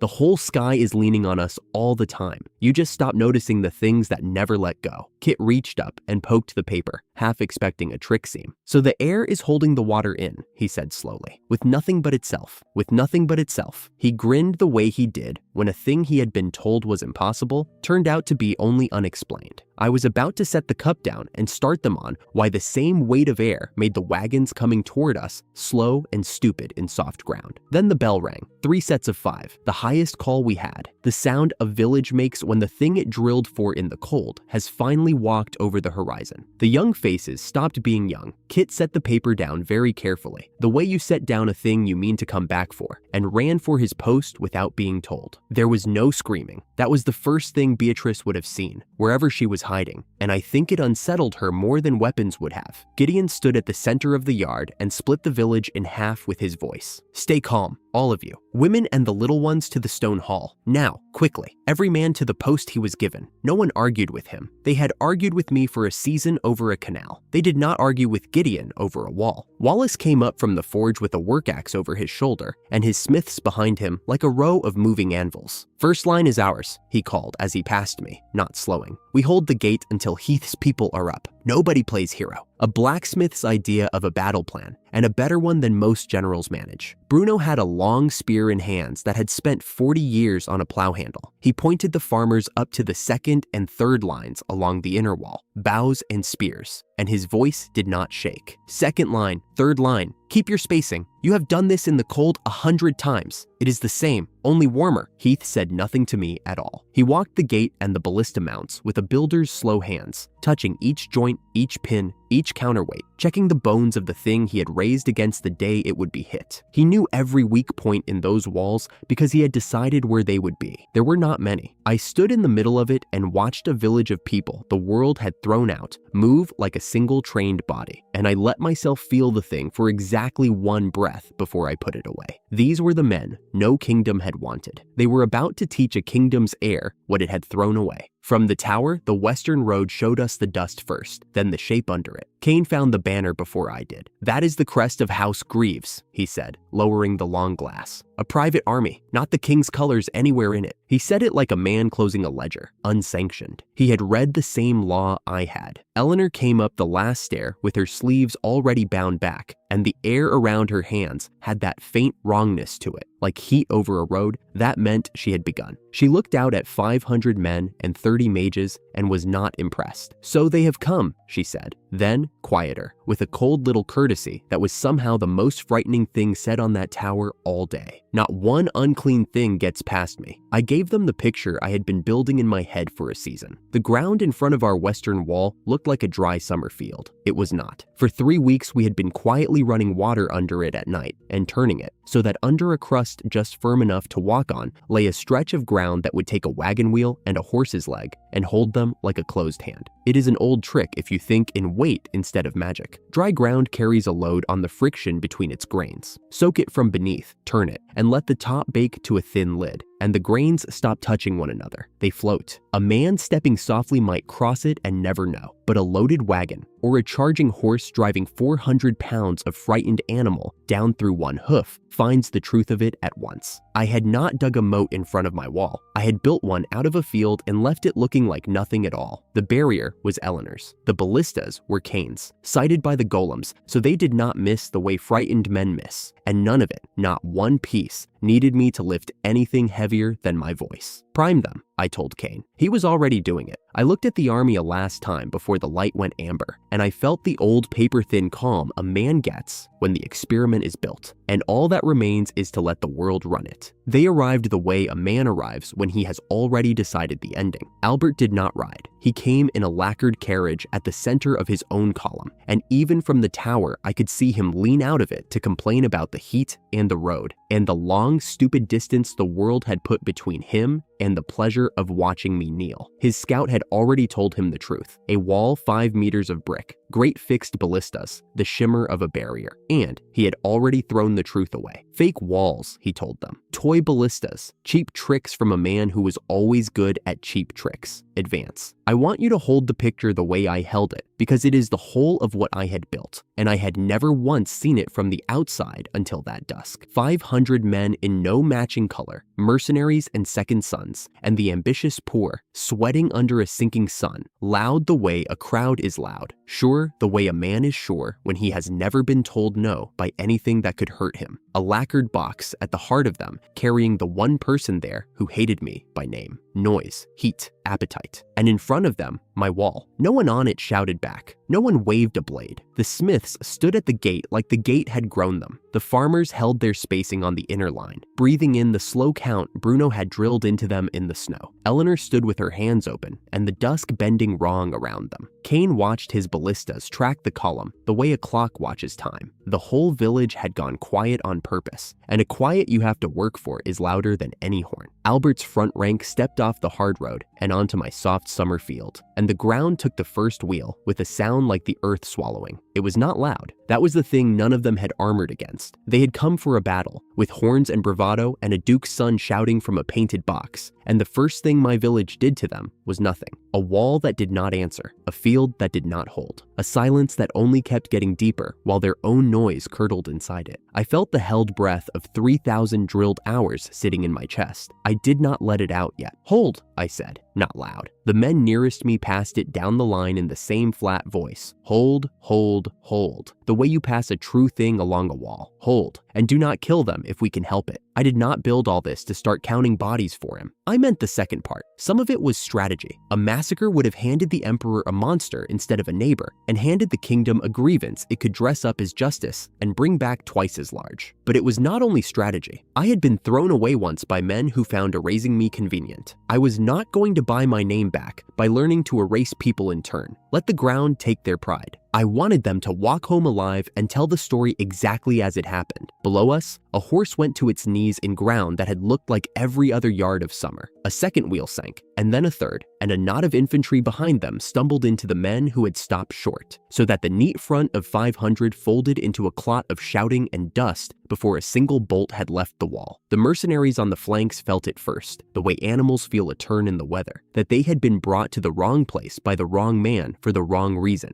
and that no amount of the Duke's gold was worth whatever this quiet was about to become. I watched the understanding move through the column like a shadow crossing a field. Somewhere in the middle of that proud, loud, lawless host, a man who had marched 500 swords across a kingdom to bury one truth began, very slowly, to stop moving. I watched the dust hang gold in the last of the light, and I waited for the man who had taken my name to learn what I had done with the years he gave me. Then Albert's horn went up, and the waiting was over. His cavalry came first, 2 ranks of them, lances down, the lead knight in silver that still caught the last of the light off the western ridge. They crossed the open ground at a gallop, and the ground let them, because I had built it to. Hooves that should have thundered only thudded. The softened field drank the speed out of the charge the way wet sand drinks a thrown stone, quietly, completely, without ever looking like a trap. This one looked like a meadow. Gideon stood at my shoulder, both hands flat on the cold parapet. He had buried 2 villages in his life before this one, and he watched the riders come with the face of a man counting a debt. "He is giving us the front rank for free," he murmured. "He does not know it is free." I kept my eyes on the silver knight. The wall answered before I said another word. Along the rampart, the great fixed crossbows turned on their mounts, slow and patient, each one following a rider the way a calm man follows a thrown ball with his gaze. Then they loosed, not at the men, at the path in front of them. Bolts the length of a fence rail punched into the mud a stride ahead of the lead horse, and the animal planted its forelegs and went over, and the silver knight folded into the churned earth, and did not rise quickly, and did not bleed, unhorsed, whole, humiliated. The second rank tried to wheel and could not. The soft ground had their mounts to the fetlock, and a horse that cannot run is just a large frightened animal with a man on its back. A charge is only a charge while it is moving. Theirs had stopped being one before it reached us, and they had not yet understood that the meadow had done it and not the wall. I had a cup of cold barley tea on the ledge beside me. I drank a little of it. It steadied my hands, which did not need steadying, which was the point of small habits. Down on the flat, Albert's voice carried up thin and high, and I caught the shape of it without the words, that this was a child's bluff, that walls of mud and painted sticks would not hold against real power, that his corps should stop indulging these peasants and remind them what magic was. I had heard him say cleverer things in a courtroom while he took my name apart. He had not gotten cleverer in the years since. He had only gotten louder. Gideon glanced sideways at me. He is angry. Angry men reach for the biggest thing they have. I set the cup down. Watch what he reaches for. It tells you the whole shape of him. He reached for the mages. A horn changed its note, lower and uglier, and 30 figures in gray came forward through the stalled ranks, formed a loose crescent at the edge of the soft ground, and began together to chant. I went down to the plate as the first heat came off the field, because the room under the wall was the real high ground, whatever the towers thought. A flat sheet of crystal as wide as a dinner table lay lit on its stand in the middle of the room, and across its face ran every line of force in the valley. The wall, the gate, the soft field, the 30 gray sparks gathering at the tree line into one swelling knot of light. Eleanor stood on one side of it with her hands open above the surface, silver hair catching the glow. Cain sat at the other with a row of brass keys under his fingers, each press answered somewhere above us by a crossbow turning on its mount. Neither of them had raised their voice once since the horns began. I had taught them a great many things, the calm they had found on their own.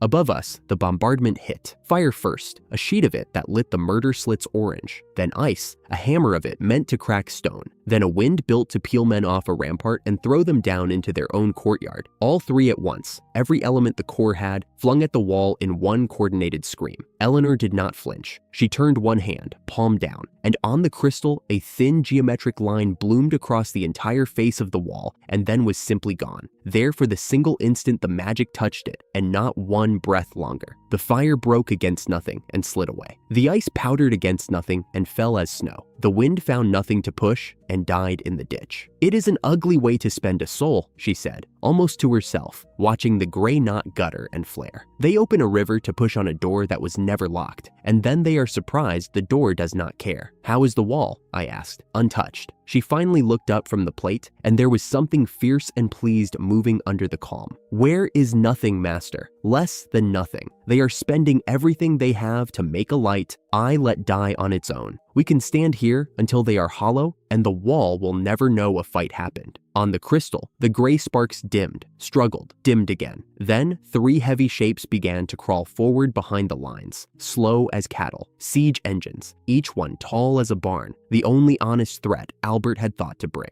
Cain's fingers settled lightly on the keys. Catapults, 3 of them. He did not look away from the glowing plate. "The targets are the machines, master, not the crews around them, only the machines." He pressed the keys the way a patient man plays a slow chord, no hurry in it at all. Above and outside, I heard the answer go. 3 flat cracks, evenly spaced, each one its own decision. On the crystal, the 3 tall shapes came apart one after another, their throwing arms snapping clean at the joint, their great frames folding down into the mud. And around each wreck, the small gray dots of the crews scattered back unhurt and stood there staring at the ruin of the only thing on that field that had made them feel safe. I have watched a great many things break across 2 lives. There is a particular quiet that comes off a weapon dying cleanly, with no one crushed under it, a held breath in the people who expected blood and did not get it. The whole field felt that quiet. It was the first time any of them had been frightened of mercy. Albert did not feel it at all. On the crystal, his banner jerked forward, and the note of the horn went ragged at the edges, and Eleanor's mouth tightened to a line. "He is sending all of them," she said quietly. "Everyone he has left, on foot. At a wall he could not scratch with 30 mages. 500 swords, more or less. What the bolts and the bog and the broken engines had left him started toward us in one shapeless mass, because the man commanding them could no longer think of anything to do with men except spend them. I climbed back up to the tower because I wanted to watch this one land without a sheet of crystal between me and it. The field below had become a single moving floor of men. No ranks to it anymore, no order, just mass and fear, and a commander's voice somewhere behind it, promising things he had no way to pay. They came on because stopping had begun to feel worse than coming on. I understood that better than they would have believed. I had once walked the length of a marble hall full of people, exactly that frightened of being wrong, and I had watched them choose to break a man rather than admit the man was right. Cain's voice came up the speaking pipe, level as a ruled line. "I can land it, master. Open ground, the way you marked it. 40 strides short of their front," a pause, the smallest one. "Or I can put it on them and end the whole count tonight." For one breath, I let myself stand inside that. The man who had stripped my name in front of the kingdom was somewhere down there in the dark, alive, within reach, and I was holding the sky in a brass key under a boy's steady hand. It would have been so easy. It would even have been called justice by people who would never have to watch it. "Not on them," I said into the pipe, "in front of their eyes. I want every one of them to live a very long time and remember this exact moment whenever they think about us. Carve it in the open ground." "Carving it," Cain said, like a man noting a measurement. Up in the low cloud, something began to gather that the cloud had not agreed to give. Cain had spent the whole autumn teaching a storm to hold a grudge, pulling the charge in the air apart and further apart, stacking it past every point where the sky wanted to let go, until the sky had no answer left except to discharge all of it at once, in one place, downward. The hair lifted on my arms. The lamps along the wall guttered sideways. Gideon swore under his breath and took the stone with both hands. Then the dark came apart. The bolt did not fall. Falling is too slow a word. It arrived. A white column thicker than the tower I stood on, there and gone before the sound caught up to it. A single unbroken stroke between the cloud and the earth. And where it touched the open field, the ground stopped being ground. A thunderclap rolled flat across the whole valley, slammed back off the wall behind me, and rolled out again. And for a moment, I could not hear my own heart over it. The flash hung white behind my eyes long after it was gone. When my sight cleared, there was a crater out on the flat as wide as a village square and deep as a drawwell, its floor fused to smooth black glass, the rim still glowing a dull, sullen red and steaming hard into the cold night air. 40 strides in front of 500 men. Not one of them touched, not one. The silence after the thunder was the loudest thing of the whole night. No horn, no chant, no commander's promises, just 500 people standing in the dark, staring at a hole in the world that could so easily have been them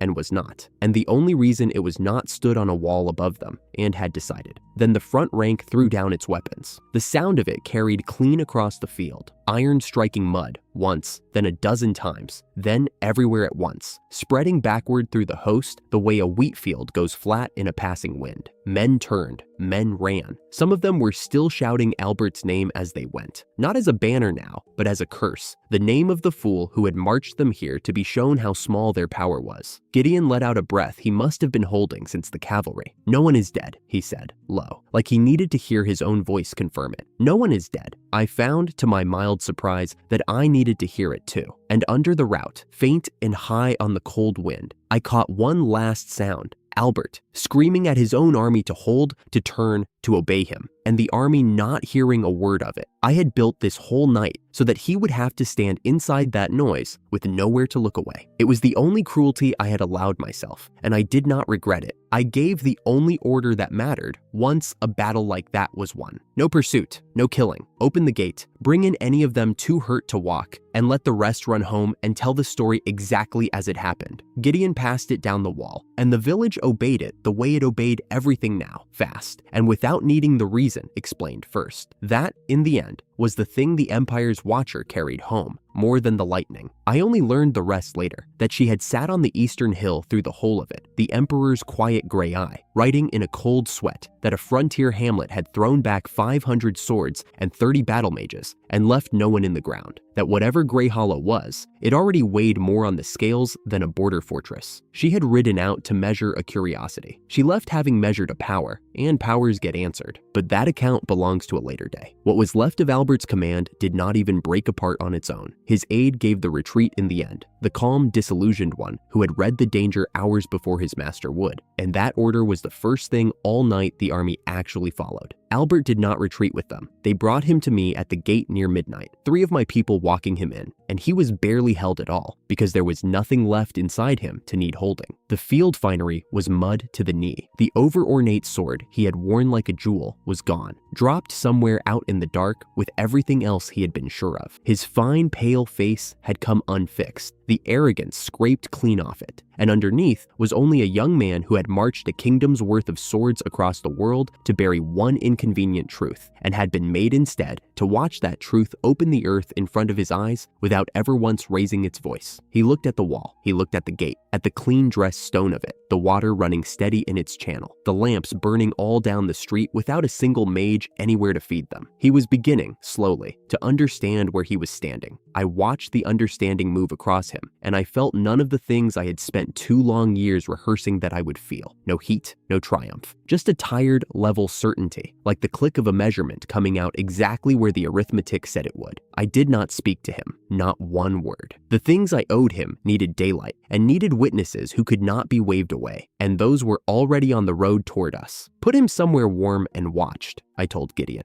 Feed him. No one touches him. Gideon raised one weathered eyebrow at the warm and the feed both. I almost smiled. He is going to answer for this, I said, in front of people far more important than us, and I want him whole and clear-eyed when he does. A broken man can call himself a martyr. I need him able to understand every word. They took him in through the gate. He went without a sound, but his head kept turning all the way, trying and failing to read a place that did not run on anything he believed in and never would. I stood out in the cold churned field a while after, the crater still steaming at my back, and for the first time since a marble hall took my name and threw it away, the man who took it was on my side of the wall, alive, unbroken, and mine to judge when the morning came. I finished the last of the cold tea. Then I went in to meet the morning and the reckoning it was bringing with it. By the time the sun came up, my people had already turned a battlefield back into a field. There were no bodies to bury. That was the first thing I checked, the way I check everything, by counting. And the count came back the same on both sides of the wall. Everyone who had marched here was still breathing. The crater steamed in the cold a little way off. Around it, men who had tried to kill us the night before were sitting in rows, wrapped in our blankets, holding our bread in their hands like they did not understand why it had been given to them.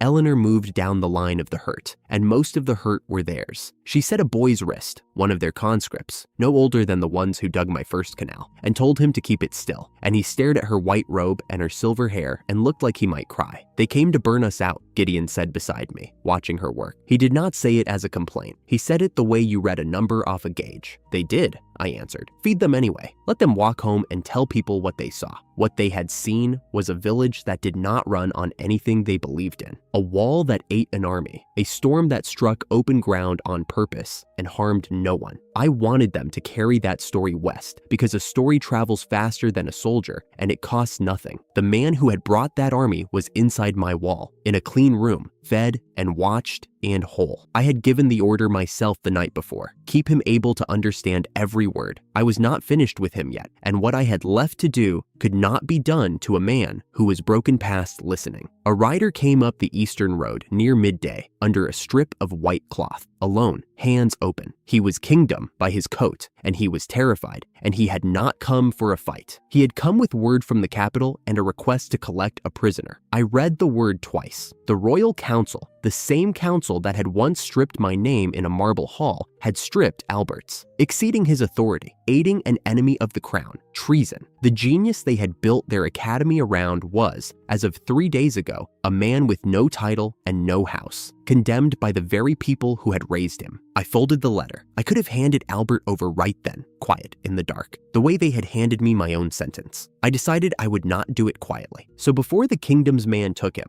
I walked Albert through the town. He came out of the clean room blinking, the gold gone gray with field mud, his sword belt empty, one glove lost somewhere in the rout. 2 of Gideon's people walked at his shoulders, not touching him. He did not need holding. He needed only to look. I took him up the main lane, the slow way, past the waterworks, where the wheel I had built with children turned the river uphill into a stone channel, and a woman filled a clean jar without walking an hour for it. Past the open sluice, where the filtered water ran clear enough to see the bottom. He looked at it and said nothing. Past the forge, where Wallace had his furnace roaring, pouring a thin, bright rope of liquid iron into a mold, the heat rolling out the open door in a wave. Albert flinched from it. He had spent his life around fire that came out of a hand and a word, and this fire came out of brick and air and a man who used to be told he was nothing, and it was hotter than anything the academy could make. Past the long, clean houses with water running to every door. Past the children's open-air school, where a boy was scratching letters onto a slate and did not look up. I let him reach the inner wall last, the one his army had thrown itself against and slid off. He stood under it and tipped his head back, and I watched him try to find the trick of it, the hidden circle, the array, the cost. There is a particular thing a mage does with his eyes when he is hunting for the spell under a thing. Albert did it for a long time. There's no magic in it, I told him. There never was. That's what you exiled me for. Not lying, knowing. He didn't answer, but something in his face had already started to come apart, and we had not even reached the part where I said it out loud. I brought him to the square, and I gathered witnesses, because the crime had been done in front of witnesses, and the answer would be 2.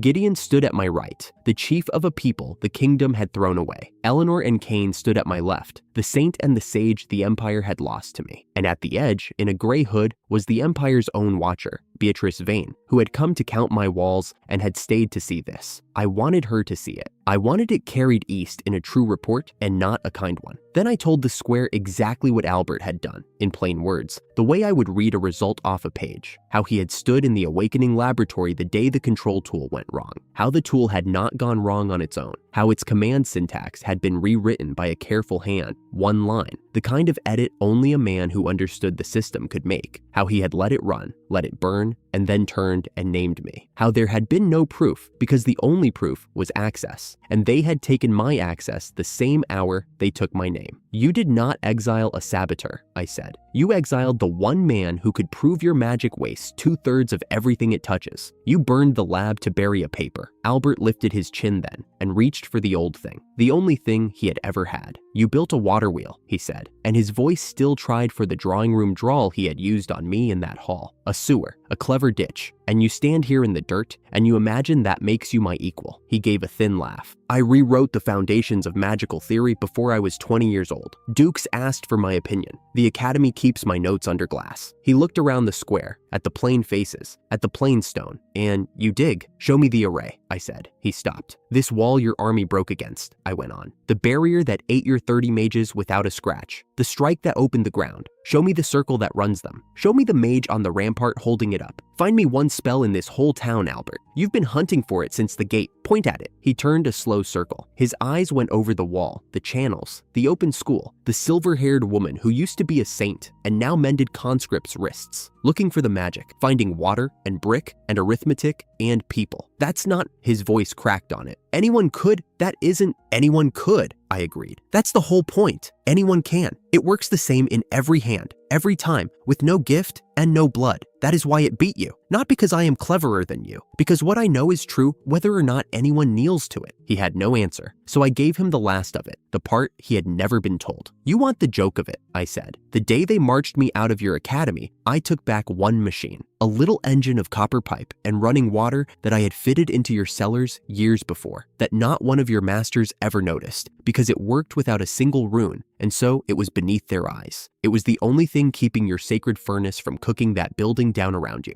I watched it reach him. You raised a glass to my exile in a room that was already getting hot, and you never once asked why the room was hot. You did not just fail to see what I was. You could not see the thing holding your own roof over your head. That is the exact worth of the gift you were so sure made you more than me. For one moment, I let myself see it from inside his ruin. He had spent a whole life being the most gifted man in every room, and he had built that life on a single quiet certainty, that the gift was the thing, that to be born without it was to be born less. Now he stood in a town that ran better than the capital, raised by the man he had branded as less, and the certainty came out from under him all at once, and there was nothing behind it. He had not been the better man. He had only ever been the louder one, in rooms that rewarded loud. Then I was back behind my own eyes, watching the thing go out of him. He did not weep, and he did not shout. He simply stopped, the way a held note stops, and what was left standing in the gold-gray coat was a man who had finally heard his own lie, said back to him in a place where no one would clap. You were supposed to be nothing, he said. It came out very quiet. It was the truest thing he ever said to me. I know, I told him. You should have checked. The square wanted his blood. I could feel it gather behind me, low and certain, the way a crowd leans before it moves. These were people the kingdom had thrown out to die, and the kingdom's golden sun was standing in front of them with no sword and no friends. One word from me, and it would have been done, and most men would have called it justice. Kit was near the front, fists tight. Wallace had his arms folded and his jaw set. Even Gideon, who measured everything, had gone very still. No, I said, loud enough to carry. Not here, not by us. I turned so they could all hear it. I will not kill a beaten man in a square. Not him, not for this. The day I open my gate and start drowning the people who wronged me, this stops being a place worth living in and starts being the thing we ran from. I looked at Albert. He is not worth what it would cost me to kill him. That landed harder on him than any blow. I saw it, and I meant the cost plainly, the way I mean everything. Every soul in that square had been thrown out of somewhere by someone who decided they did not matter. We had spent a year proving the opposite, with our hands, in stone and water and iron. If I ended it by becoming the man with the power to discard whoever knelt in front of me, then the kingdom had not lost. It would simply have moved its capital to my square and put my face on it. I had not built a country of the cast out to crown myself the new thing that casts people out. I had the kingdom's rider brought forward, the frightened one under the white cloth, and I remanded Albert to him in front of every witness in the square, the saint, the sage, the chief, and the empire's eyes in the gray hood. Let the institution that exiled me answer for what its favorite had done. Let the council that built him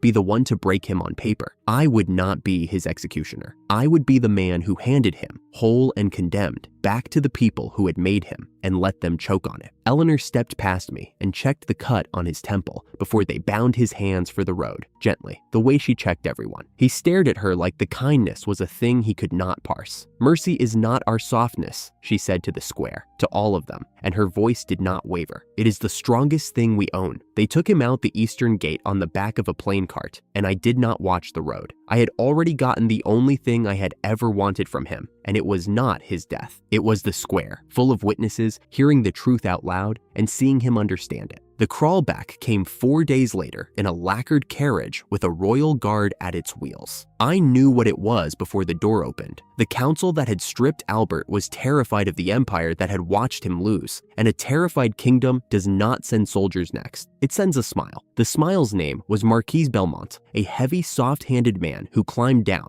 looked at my clean, plain streets, and curled his lip at them as though dirt were a kind of insult aimed at him personally. He demanded a proper welcome. He got Gideon and me standing in the road and the wall behind us. Then he read the decree, and the decree was a marvel. The crown wished to apologize for the unfortunate, unauthorized act of a private citizen. The crown wished to restore my honor. The crown offered me the post of honorary vice dean of the Royal Magic Academy, the same academy that had thrown me out of a marble hall, and a border marquisate of my own, with this village as my seat, under His Majesty's gracious authority. He clearly expected me to kneel. I glanced once at Kane, once at Eleanor. Then I told the Marquis no. No to the title, no to the post, no to the gracious authority. I told him the village belonged to no kingdom and would not be folded back into one for a ribbon and an apology 4 days late. "Understand me," I said, and I kept it simple, because he was not a clever man, and this was the only line I needed him to carry home. This is not rebellion. You cannot rebel against a country you were never part of. I am not rising against the kingdom. I am disconnecting from it. There is a difference, and you are standing on it. Belmont's face went through several colors and arrived at fury. He threatened me. He told me the guard would teach the frontier its manners, and his hand actually went toward his men. Kane did not raise his voice. He raised the wall instead. Along the rampart, the corner ballistas came around with a low wooden groan and fixed on the carriage, all at once, tracking the Marquis like patient eyes. At the same moment, Eleanor lifted one hand, and every knight in that escort found he could not draw, could not step, could not do anything but stand in an invisible grip that did not hurt them and did not let them go. The Marquis understood very fast that he had brought a ribbon to a place that had broken 500 men without burying one of them. The blood went out of his face. He had thought he was negotiating with an exile. He was negotiating with a power. I let it sit one breath, then I gave him the one thing I was willing to give. No kingdom-to-kingdom business, I told him. No oversight, no taxes, no envoys. But I will not bar honest merchants. Civilians may trade here freely. Both sides eat better for it. That is my whole offer, and it is generous. He left with threats and a white face, vowing the kingdom would not forget. I expect it will not. It was the captain of his guard who stayed with me after. He had been a colleague once, in the life before the Marble Hall, a decent man who had stood in that room and said nothing while they took my name, and had carried that silence a long way. He did not speak now either. He looked at the wall and the water, and the free people standing easy behind me, and something crossed his face that was half grief and half a thing close to envy. Then he turned his horse, and from the saddle he bowed to me, slow and deep. The bow you give an equal you have wronged, and rode after his master without a word. I returned the nod. It was the only apology from that whole world I ever wanted, and it came silent, from a man on a horse, and it was enough. When they were gone, Gideon let out a breath. Eleanor said her place was here and nowhere else, and Kane, dry as ever, remarked that going back to a corrupt institution would only have slowed the work. They were waiting, all of them, to see how I took it. Here is the truth I had been carrying since the first day I dug a ditch alone. For a long time, I had told myself I only wanted to be left alone.